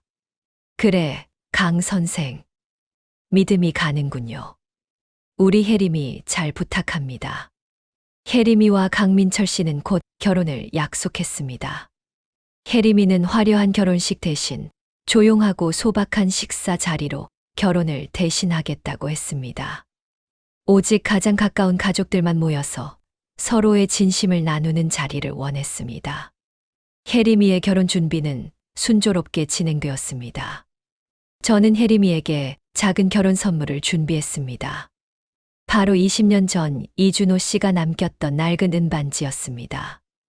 결혼식 전날 밤 저는 혜림이를 따로 불렀습니다. 혜림아, 엄마가 너에게 줄 마지막 선물이자 가장 소중한 이야기가 있어. 저는 혜림이에게 준호의 은반지를 보여주었습니다. 이 반지는 20년 전 너의 첫사랑이었던 준호가 너에게 주려 했던 반지의 복제품이야. 준호는 이 반지를 주지 못하고 세상을 떠났지. 그리고 너는 이 반지를 통해 박성준의 복수극에서 벗어났단다. 저는 혜림이에게 은반지를 건넸습니다. 혜림이는 반지를 들고 한참 동안 눈물을 흘렸습니다. 엄마, 이제야 알겠어요. 준호 씨가 나에게 남긴 것은 복수가 아니라 엄마의 사랑이었군요. 엄마가 나를 지켜준 그 모든 과정이 준호 씨가 나에게 주려 했던 마지막 사랑이었어요. 그래, 혜림아. 이제 이 은반지에 담긴 사랑의 짐은 내려놓고 새로운 행복을 찾아가렴. 너는 이제 가장 단단한 사람이 되었어. 내 앞에 놓인 어떤 어려움도 이겨낼 수 있을 거야. 혜림이는 은반지를 소중히 간직하며 이제는 과거의 모든 아픔을 극복하고 새로운 시작을 할 준비가 되었다는 것을 저에게 보여주었습니다. 소박하고 따뜻한 결혼식이 진행되었습니다. 혜림이는 다시 웨딩드레스를 입었지만 이번에는 불안 대신 평화가 깃든 미소를 짓고 있었습니다. 상철 오빠와 저는 혜림이를 보며 흐뭇하게 웃었습니다. 결혼식이 끝난 후 저는 강민철 씨에게 다가가 말했습니다. 민철 씨, 우리 혜림이의 과거는 복잡합니다. 하지만 이제는 깨끗하게 정리되었습니다. 혜림이에게 무슨 일이 생기더라도 저에게 먼저 연락해 주세요. 저는 항상 혜림이의 가장 든든한 방패가 되어줄 겁니다. 강민철 씨는 제 손을 잡으며 말했습니다. 어머님, 혜림 씨는 이제 저의 가장 소중한 가족입니다. 저는 혜림 씨의 과거를 존중하고 어머니의 숭고한 사랑을 존경합니다. 혜림 씨가 어머니의 사랑으로 얼마나 큰 고통을 이겨냈는지 알기에 저는 혜림 씨를 평생 아끼고 사랑하겠습니다. 이제 어머니는 따뜻한 행복만 누리세요. 강민철 씨의 말에 저는 그제야 모든 짐을 내려놓은 기분이었습니다. 저는 혜림이가 강민철 씨와 함께 가장 평범하고 따분한 그러나 가장 진실한 행복을 누리리라 확신했습니다. 몇 년 후 혜림이는 저에게 예쁜 손녀를 안겨주었습니다. 이름은 사랑. 저희 혜림이 그리고 제 손녀 사랑이는 이제 복수의 그림자가 아닌 따뜻한 가족의 사랑 속에서 영원히 행복할 것입니다. 제 이름은 김재수. 어머니의 직감과 사랑이 제 딸의 행복을 지켜냈습니다. 제가 혜림이에게 마지막으로 가르쳐 준 것은 진짜 사랑은 복수가 아니라 용서와 희생이라는 것이었습니다. 손녀 사랑이가 태어난 지 1년이 되었습니다. 이제 저는 68배 할머니가 되었습니다. 사랑이는 혜림이와 민철 씨를 똑 닮아 맑고 선한 눈을 가졌습니다. 저는 매일 꽃집 문을 닫고 혜림이 집으로 달려가 사랑이를 안아주는 낙으로 살았습니다. 엄마, 요즘 얼굴에 꽃이 피었어요. 사랑이가 그렇게 좋아요? 혜림이는 웃으며 제게 물었습니다. 아이고, 그럼 내가 내 곁에 있고 이 사랑스러운 손녀가 있는데 내가 세상에 부러울 게 뭐가 있니? 혜림이는 이제 완벽히 평화로운 삶을 살고 있었습니다. 그녀의 곁에는 따뜻하고 성실한 민철 씨가 있었고 품 안에는 사랑이가 있었습니다. 혜림이는 상처받았던 10년의 세월을 보상받듯 진정한 행복을 만끽하고 있었습니다. 하지만 저는 아직 마무리하지 못한 숙제가 하나 남아 있었습니다. 바로 김영민 씨에 대한 마음의 짐이었습니다. 혜림이의 전 남편 김영민 씨는 혜림이를 지키기 위해 용기를 내어 증언했지만 그 대가로 모든 것을 잃었습니다. 그는 여전히 대리운전 일을 하며 홀로 살고 있다는 소식만 간간히 들었습니다. 혜림이는 이제 영민 씨를 용서했지만 직접 만나는 것은 여전히 꺼렸습니다. 저는 혜림이에게 말했습니다. 혜림아, 엄마가 영민 씨에게 마지막으로 해야 할 일이 있는 것 같아. 영민 씨가 너를 위해 용기를 냈는데 우리가 모른 척할 수는 없지 않니?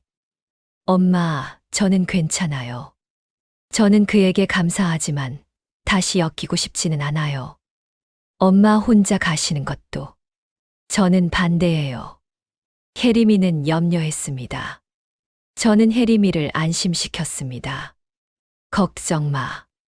엄마가 영민 씨에게 빚진 마음을 갚고 오마.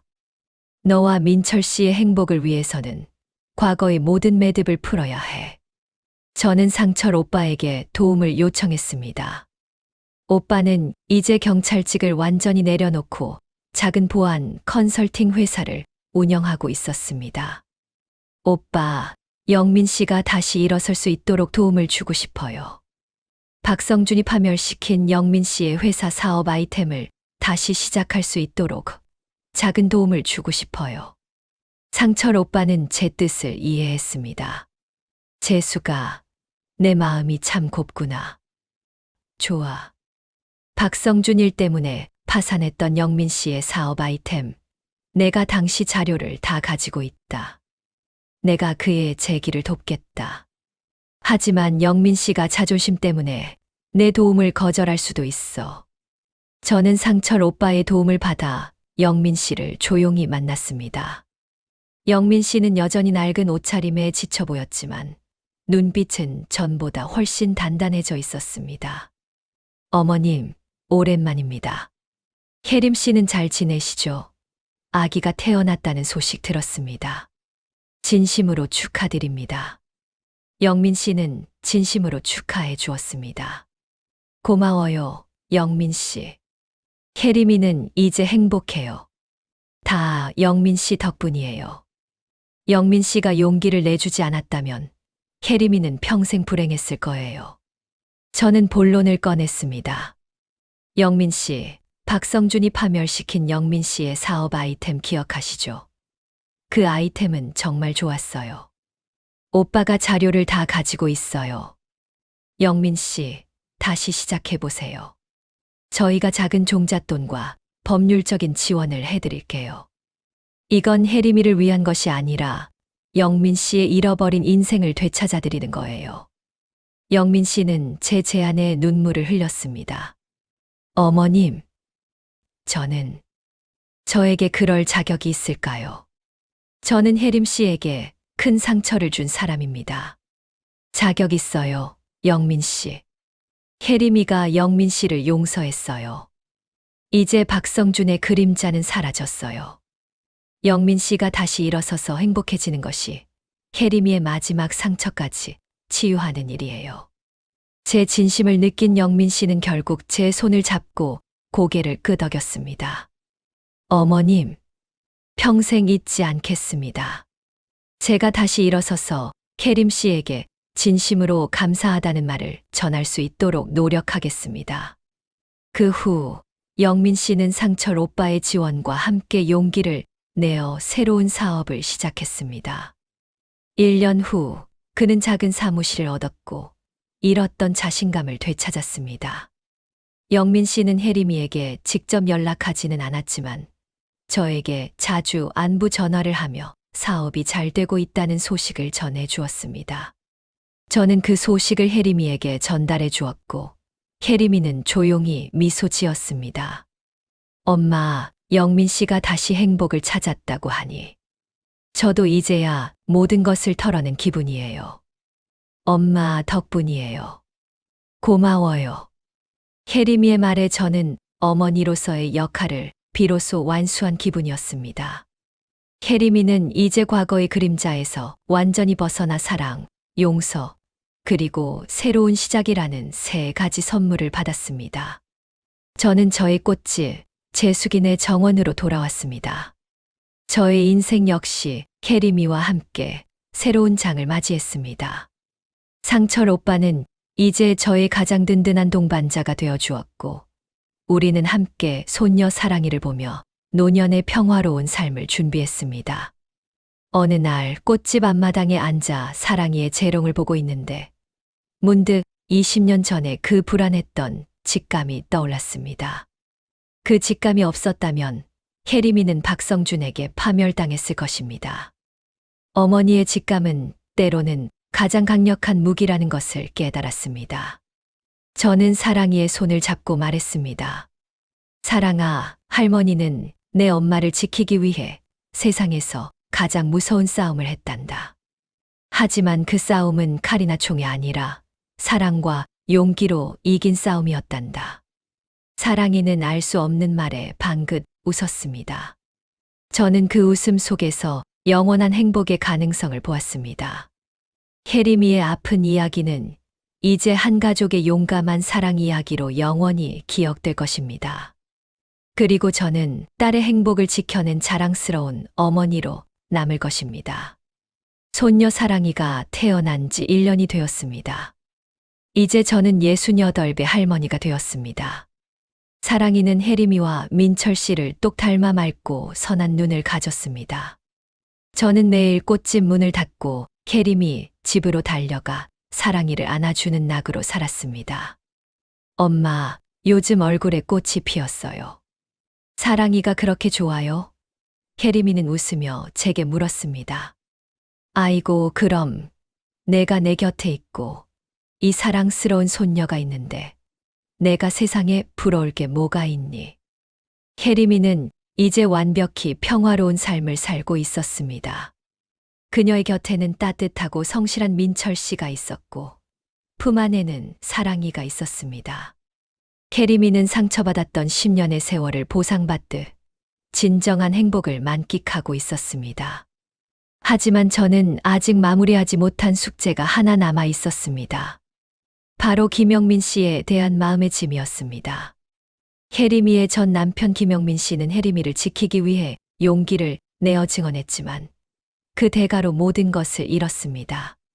그는 여전히 대리운전 일을 하며 홀로 살고 있다는 소식만 간간히 들었습니다. 혜림이는 이제 영민 씨를 용서했지만 직접 만나는 것은 여전히 꺼렸습니다. 저는 혜림이에게 말했습니다. 혜림아, 엄마가 영민 씨에게 마지막으로 해야 할 일이 있는 것 같아. 영민 씨가 너를 위해 용기를 냈는데 우리가 모른 척할 수는 없지 않니? 엄마, 저는 괜찮아요. 저는 그에게 감사하지만 다시 엮이고 싶지는 않아요. 엄마 혼자 가시는 것도 저는 반대해요. 혜림이는 염려했습니다. 저는 혜림이를 안심시켰습니다. 걱정 마.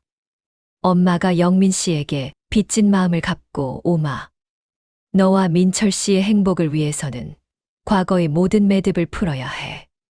저는 상철 오빠에게 도움을 요청했습니다.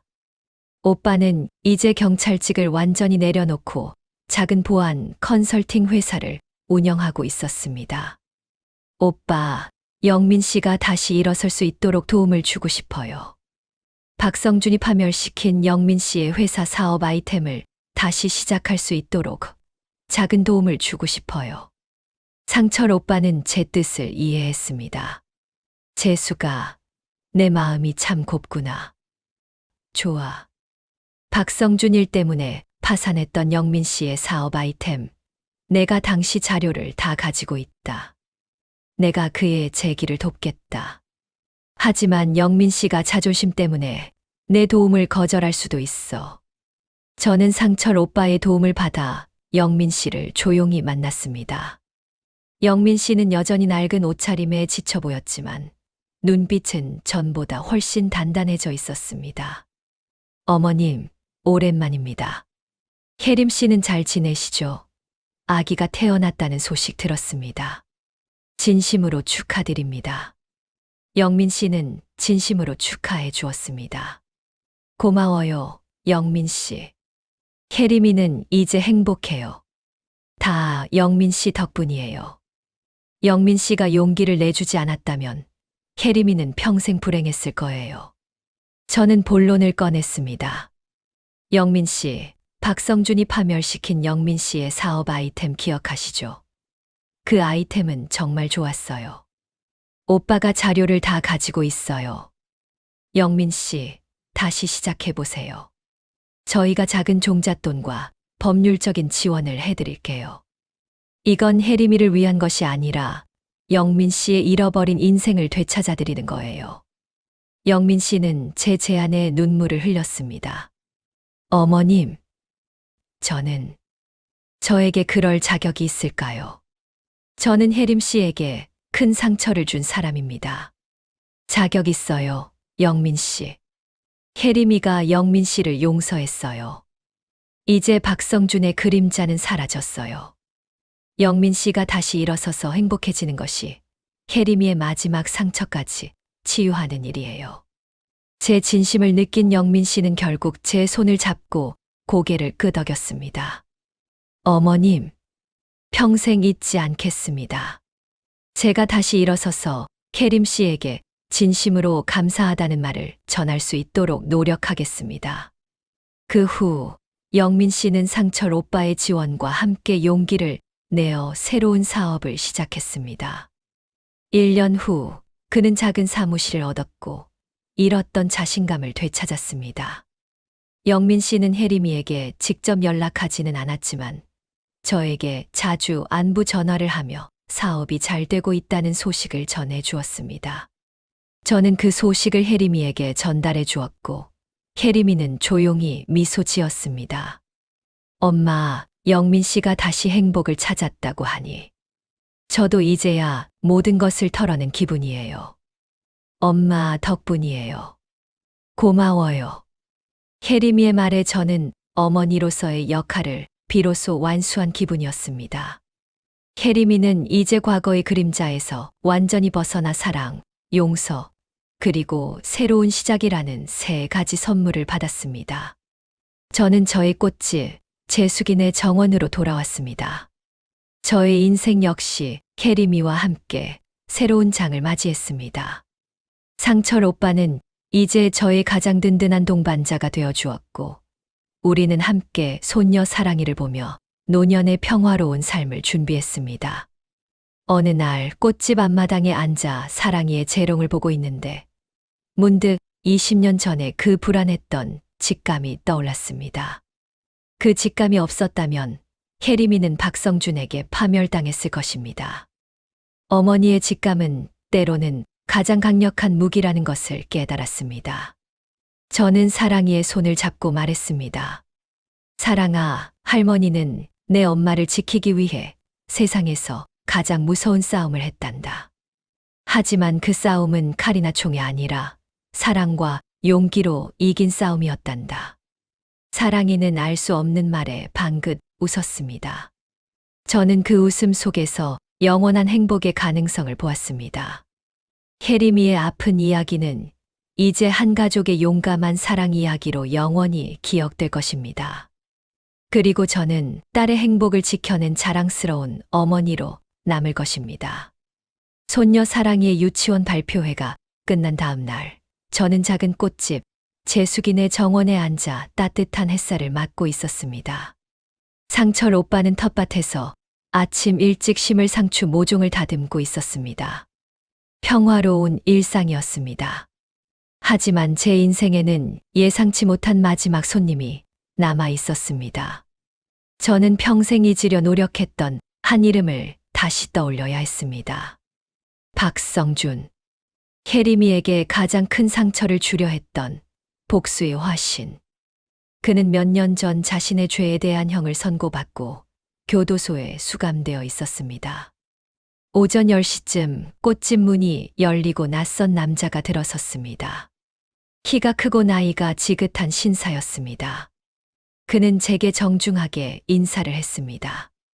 사장님, 실례합니다. 혹시 김재숙 사장님 되십니까? 네, 제가 김재숙입니다. 어떤 꽃을 찾으십니까? 남자는 꽃다발 대신 두꺼운 봉투 하나를 제게 건넸습니다.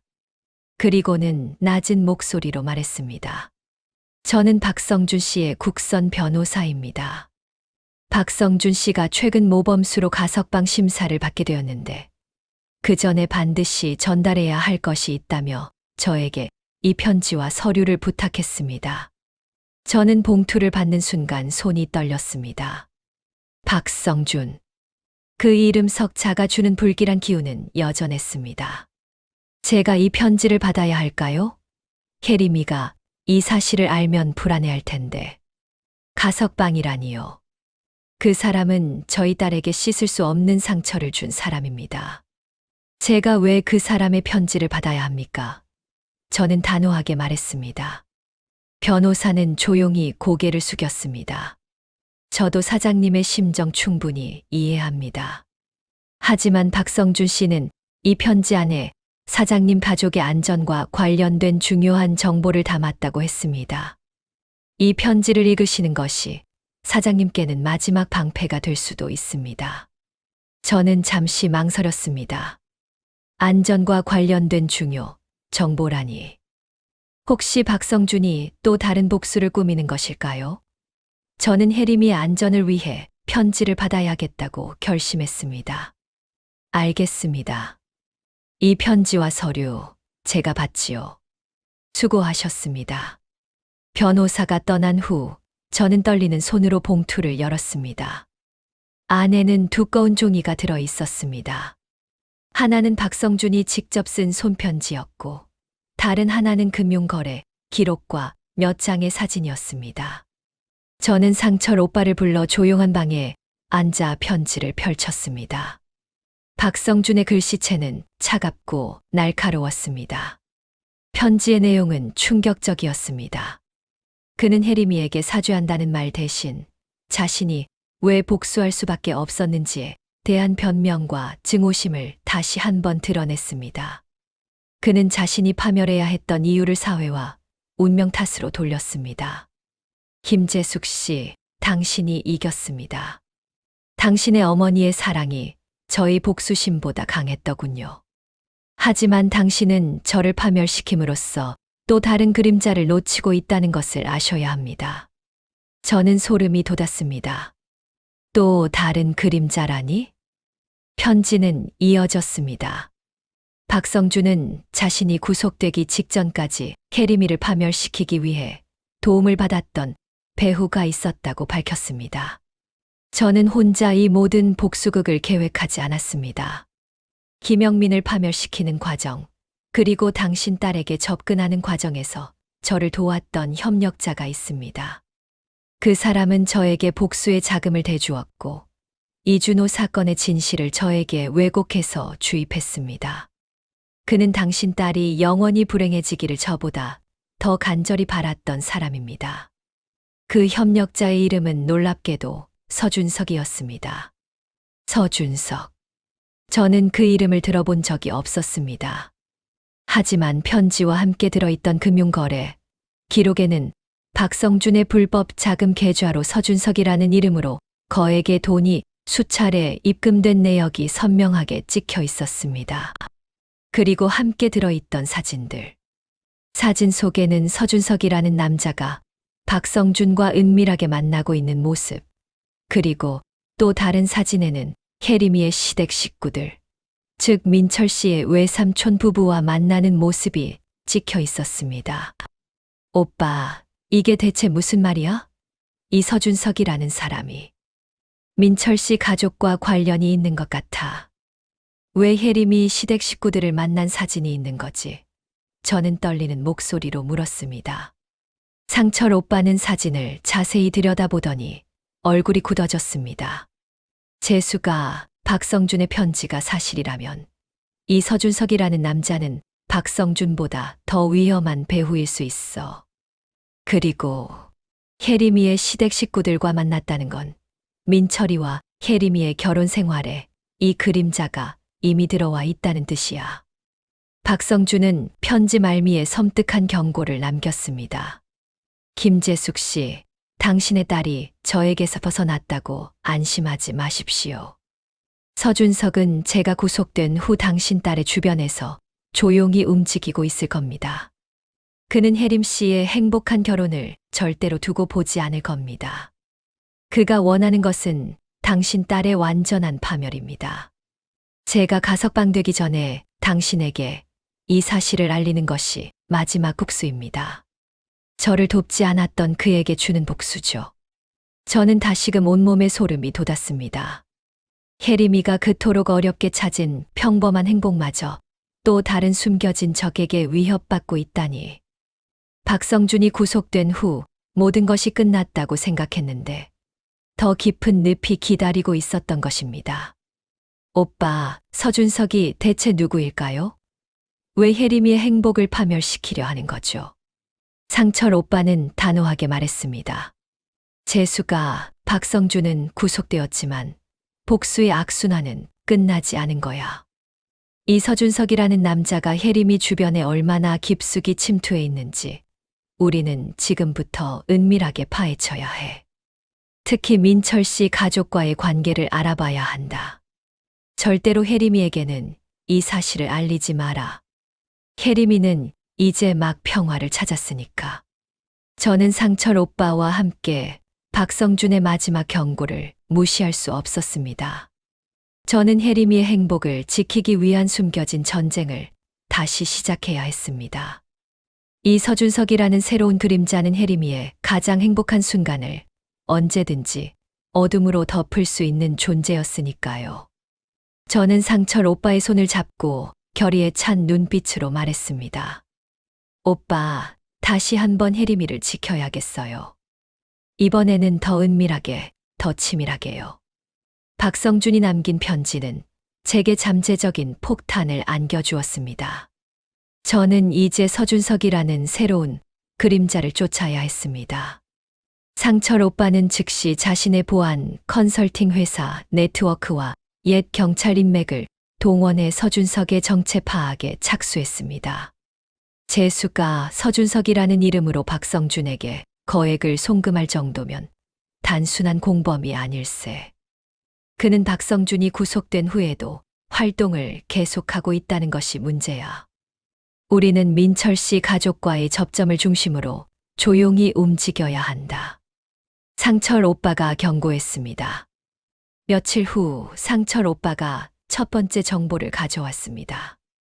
서준석은 현재 서울에서 대형 컨설팅 회사를 운영하는 50대 초반의 사업가였습니다. 겉으로는 매우 성공한 인물로 알려져 있었지만 상철 오빠가 파악한 바에 따르면 그는 기업 간 분쟁을 전문으로 다루며 종종 불법적인 정보전을 이용하는 것으로 악명 높았습니다. 가장 중요한 정보는 이것일세. 서준석은 과거 이준호가 다녔던 선박회사 비리 사건이 터질 당시 그 회사 윗선과 매우 가까웠던 인물이었다고 해. 그는 이준호의 고발로 인해 자신이 입을 피해를 막으려 했을 가능성이 농후해. 상철 오빠가 말했습니다. 결국 이 모든 사건은 20년 전 준호의 죽음과 연결되어 있었습니다. 박성준은 형의 복수심 때문에, 서준석은 자신의 이권 때문에 혜림이의 행복을 파괴하려 했던 것입니다. 오빠, 그럼 서준석이 민철 씨의 가족과는 왜 만난 걸까요? 민철 씨는 평범한 교사인데. 그게 가장 의문이야. 민철 씨 가족들은 서울에서 평범한 삶을 살고 있는데 왜 거물 컨설턴트인 서준석이 그들과 은밀히 만났을까? 딱 하나의 가능성이 떠오른다. 민철 씨의 가족 중 누군가가 서준석에게 약점이 잡혀 있거나 서준석의 조력자 역할을 하고 있을 가능성. 저는 불안감에 휩싸였습니다. 혜림이가 가장 의지하는 남편 민철 씨의 가족에게까지 복수의 그림자가 드리워져 있을 수 있다니. 저희는 조용히 민철 씨의 가족들을 관찰하기 시작했습니다. 특히 혜림이의 결혼식 때 제가 느꼈던 불안감을 상기하며 민철 씨의 외삼촌인 김정태 씨를 주시했습니다. 김정태 씨는 평범한 공무원으로 은퇴한 인물로 알려져 있었지만 상철 오빠의 추적 결과 최근 몇 달 사이에 출처를 알 수 없는 상당한 자금이 김정태 씨 계좌로 흘러들어 온 것을 발견했습니다. 재수가 김정태 씨가 서준석과 연결된 고리일 가능성이 매우 높아. 서준석은 아마 김정태 씨의 경제적인 어려움이나 과거의 약점을 이용해 그를 포섭했을 걸세. 상철 오빠가 추측했습니다. 하지만 저희는 결정적인 증거가 없었습니다. 혜림이의 행복한 결혼 생활을 무너뜨리지 않으면서 서준석과 김정태 씨의 관계를 파헤치는 것은 매우 어려운 일이었습니다. 저는 혜림이에게 아무 일도 없는 것처럼 행동했습니다. 혜림이와 민철 씨는 여전히 서로를 아끼고 사랑했습니다. 혜림이가 그토록 원했던 평범함을 제가 다시 한번 깨뜨려야 한다는 생각에 마음이 아팠습니다. 저는 정면 돌파를 결정했습니다. 서준석과 김정태 씨가 만난 사진과 금융거래 기록을 들고 김정태 씨를 직접 만나 단판을 짓기로 했습니다. 상철 오빠는 위험하다며 말렸지만 저는 혜림이의 행복을 위해 더 이상 시간을 끌 수 없었습니다. 저는 김정태 씨에게 전화를 걸어 오랜만에 혜림이 외숙모에게 안부도 전할 겸 따로 식사하고 싶다고 말했습니다. 김정태 씨는 당황했지만 저희 제안을 거절하지 못했습니다.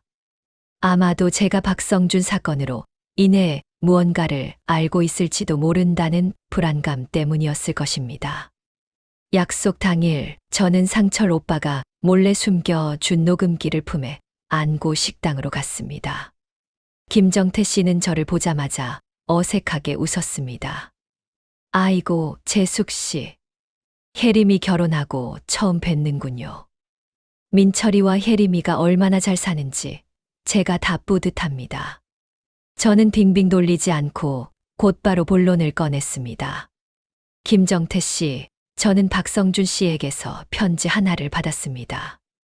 그리고 그 편지 안에는 서준석이라는 이름과 함께 김정태 씨가 서준석 씨를 은밀하게 만나시는 사진이 들어 있었습니다. 제 말에 김정태 씨의 얼굴은 순식간에 잿빛으로 변했습니다. 그의 손이 미세하게 떨리기 시작했습니다. 재숙 씨, 무슨 말씀을 하시는 건지 모르겠습니다. 박성준이라면 그 감옥에 간 나쁜 놈 아닙니까? 저는 모르는 일입니다. 그는 강하게 부정했습니다. 저는 김정태 씨가 부인할 수 없는 결정적인 증거를 꺼냈습니다. 상철 오빠가 확보한 서준석에게서 김정태 씨 계좌로 입금된 거래 내역서 사본이었습니다.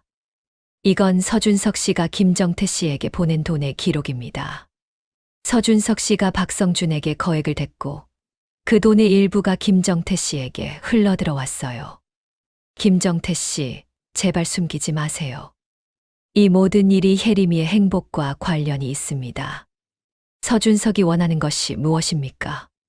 김정태 씨는 한참 동안 침묵하더니 결국 고개를 숙이고 눈물을 흘렸습니다.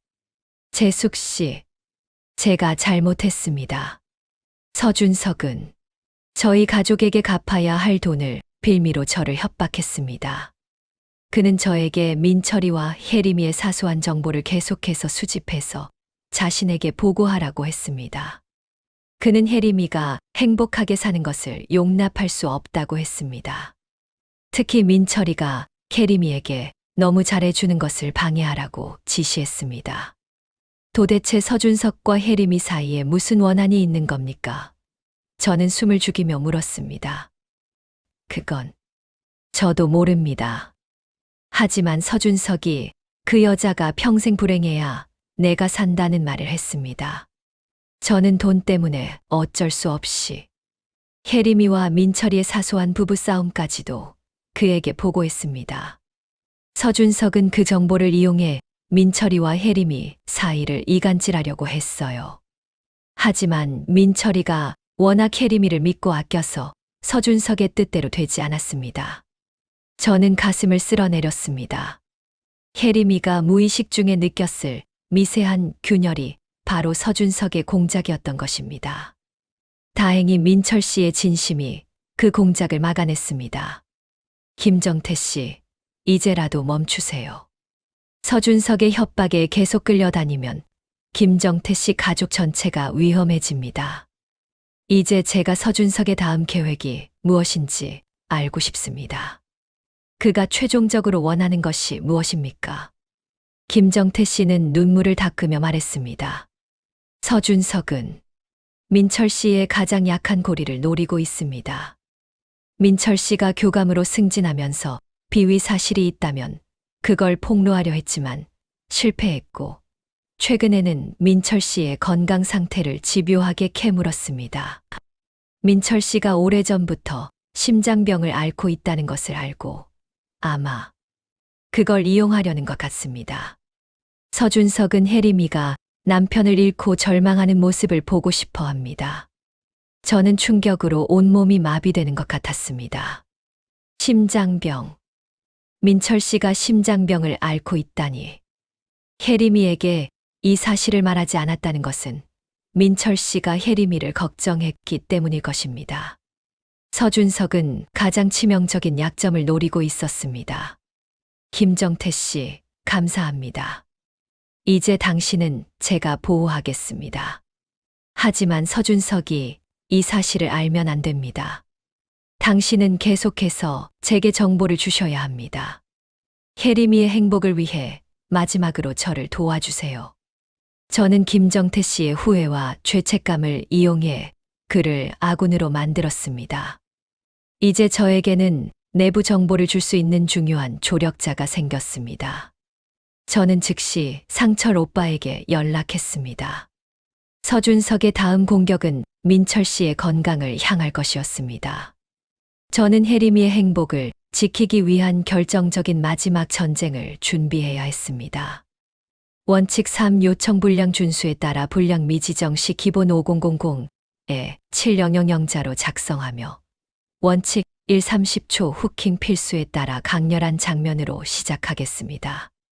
원칙 5 시니어 친화적 문장 구조에 따라 짧은 문단과 쉬운 어휘를 사용합니다. 김정태 씨와의 만남 후 제 마음은 불안감으로 가득 찼습니다. 서준석이 혜림이의 남편 민철 씨의 심장병을 이용해 공격하려 한다니. 이는 단순한 복수가 아니라 살인 모의에 가까웠습니다. 저는 상철 오빠에게 서준석이 민철 씨의 건강 정보를 알고 있다는 사실을 즉시 알렸습니다.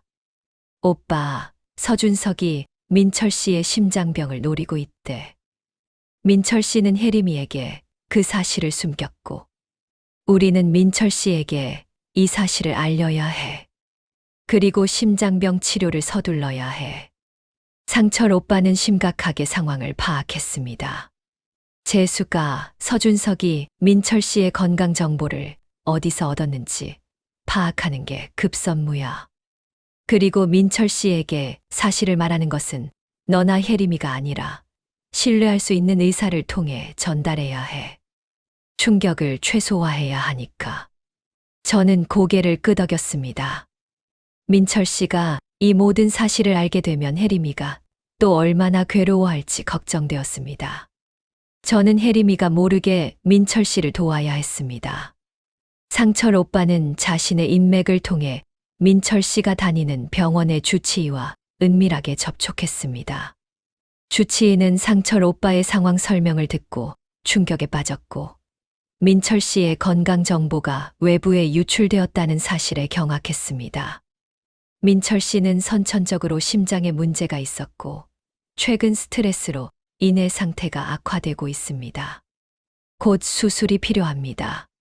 제가 민철 씨에게 이 사실을 조심스럽게 전달하고 즉시 입원 치료를 권유하겠습니다. 주치의가 약속했습니다. 한편 김정태 씨는 공포심 때문에 서준석에게 계속해서 가짜 정보를 흘리면서 시간을 벌어주었습니다. 김정태 씨는 서준석이 다음 공격 시점을 잡을 때까지 내부자 역할을 해주기로 했습니다. 며칠 후 주치의로부터 연락이 왔습니다. 민철 씨는 주치의의 진지한 권유에 따라 심장 수술을 받기로 결정하고, 혜림이에게는 갑작스러운 건강검진 때문이라고 둘러대고 입원했습니다. 혜림이는 불안해했지만 민철 씨가 태연하게 행동했기에 큰 의심을 하지 않았습니다. 저는 혜림이에게 민철 씨가 교감 승진 후 스트레스가 심해서 검진을 받는 거지라고 안심시켰습니다. 민철 씨가 입원한 직후 상철 오빠는 민철 씨를 은밀하게 만났습니다. 그리고 모든 진실을 털어놓았습니다. 민철 군, 자네가 심장 수술을 받는다는 사실을 서준석이라는 남자가 알고 있네. 그리고 그 자는 자네의 건강을 이용해 혜림이를 파멸시키려 했던 박성준의 배후였어. 민철 씨는 믿을 수 없다는 표정을 지었습니다. 서준석이요. 왜 저에게? 혜림이에게. 상철 오빠는 박성준의 편지, 김영민 파멸 사건, 그리고 서준석이 김정태 씨를 협박했다는 사실까지 모두 설명했습니다. 그리고 서준석이 혜림이의 가장 약한 고리인 민철 씨의 심장병을 노리고 있었다는 사실을 밝혔습니다. 민철 씨는 분노와 충격에 휩싸였지만 이내 눈물을 흘리며 말했습니다. 제가 혜림이에게 이 사실을 숨긴 것이 혜림이에게 또 다른 위험을 가져올 뻔했군요. 외삼촌, 감사합니다. 하지만 혜림이에게는 절대 말하지 말아주세요. 혜림이가 알면 얼마나 고통스러워할지. 민철 씨는 혜림이를 향한 깊은 사랑 때문에 침묵을 선택했습니다. 저는 민철 씨의 결심을 존중하기로 했습니다. 며칠 후 민철 씨의 심장 수술이 진행되었습니다. 수술은 다행히 성공적으로 끝났지만 회복에는 시간이 필요했습니다. 혜림이는 남편 곁을 지키며 눈물을 흘렸고 저는 그런 딸을 보며 마음 아팠지만 서준석의 위협이 제거되었다는 사실에 안도했습니다. 그리고 바로 그때 서준석이 움직이기 시작했습니다.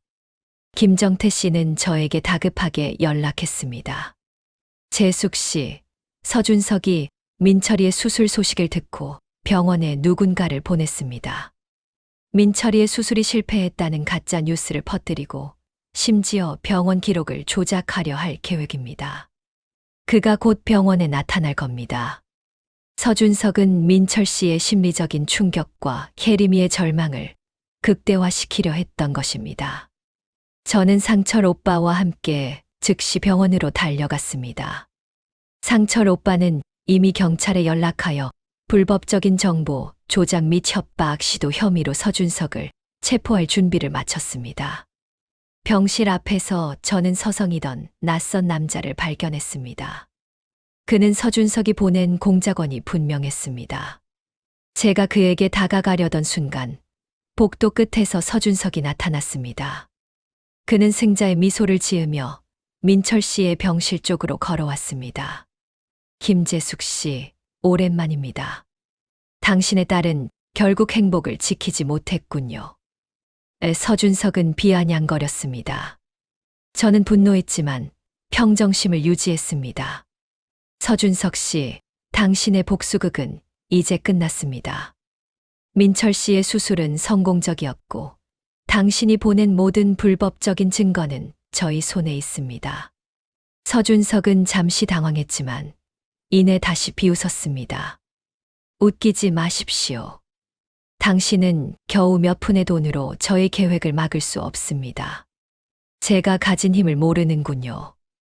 바로 그때 상철 오빠가 경찰과 함께 나타나 서준석을 향해 다가갔습니다.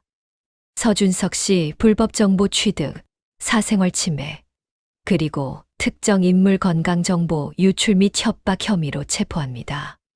변호사와 상담하십시오. 상철 오빠가 단호하게 말했습니다. 서준석은 완전히 당황했습니다. 이게 무슨 짓이야? 내가 누군 줄 알고.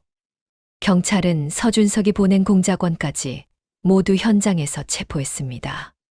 서준석은 경찰에게 끌려나가면서 저를 향해 마지막 저주를 퍼부었습니다. 당신의 딸은 영원히 불행할 겁니다. 제가 있는 한. 하지만 저는 더 이상 두렵지 않았습니다. 이제 복수의 그림자는 완전히 사라진 것입니다. 민철 씨는 무사히 회복했고 혜림이는 모든 것이 끝난 후에서야 이 모든 진실을 알게 되었습니다. 혜림이는 저를 끌어안고 울었습니다. 엄마, 또 저를 지켜주셨군요. 엄마가 제 곁에 없었다면 저는 또다시 모든 것을 잃었을 거예요. 저는 이제 알아요. 저의 가장 큰 행복은 엄마예요. 저는 혜림이를 안아주었습니다. 혜림이의 눈빛은 절망 대신 사랑으로 가득했습니다. 저희 어머니의 직감은 복수, 배신, 심지어 죽음의 위협까지 이겨냈습니다. 혜림이는 이제 완벽한 평화를 찾았습니다. 저의 이야기는 이제 진정으로 끝났습니다. 저는 사랑하는 남편 상철 오빠와 행복한 딸 혜림이 그리고 사랑스러운 손녀 사랑이와 함께 꽃길만을 걸을 것입니다.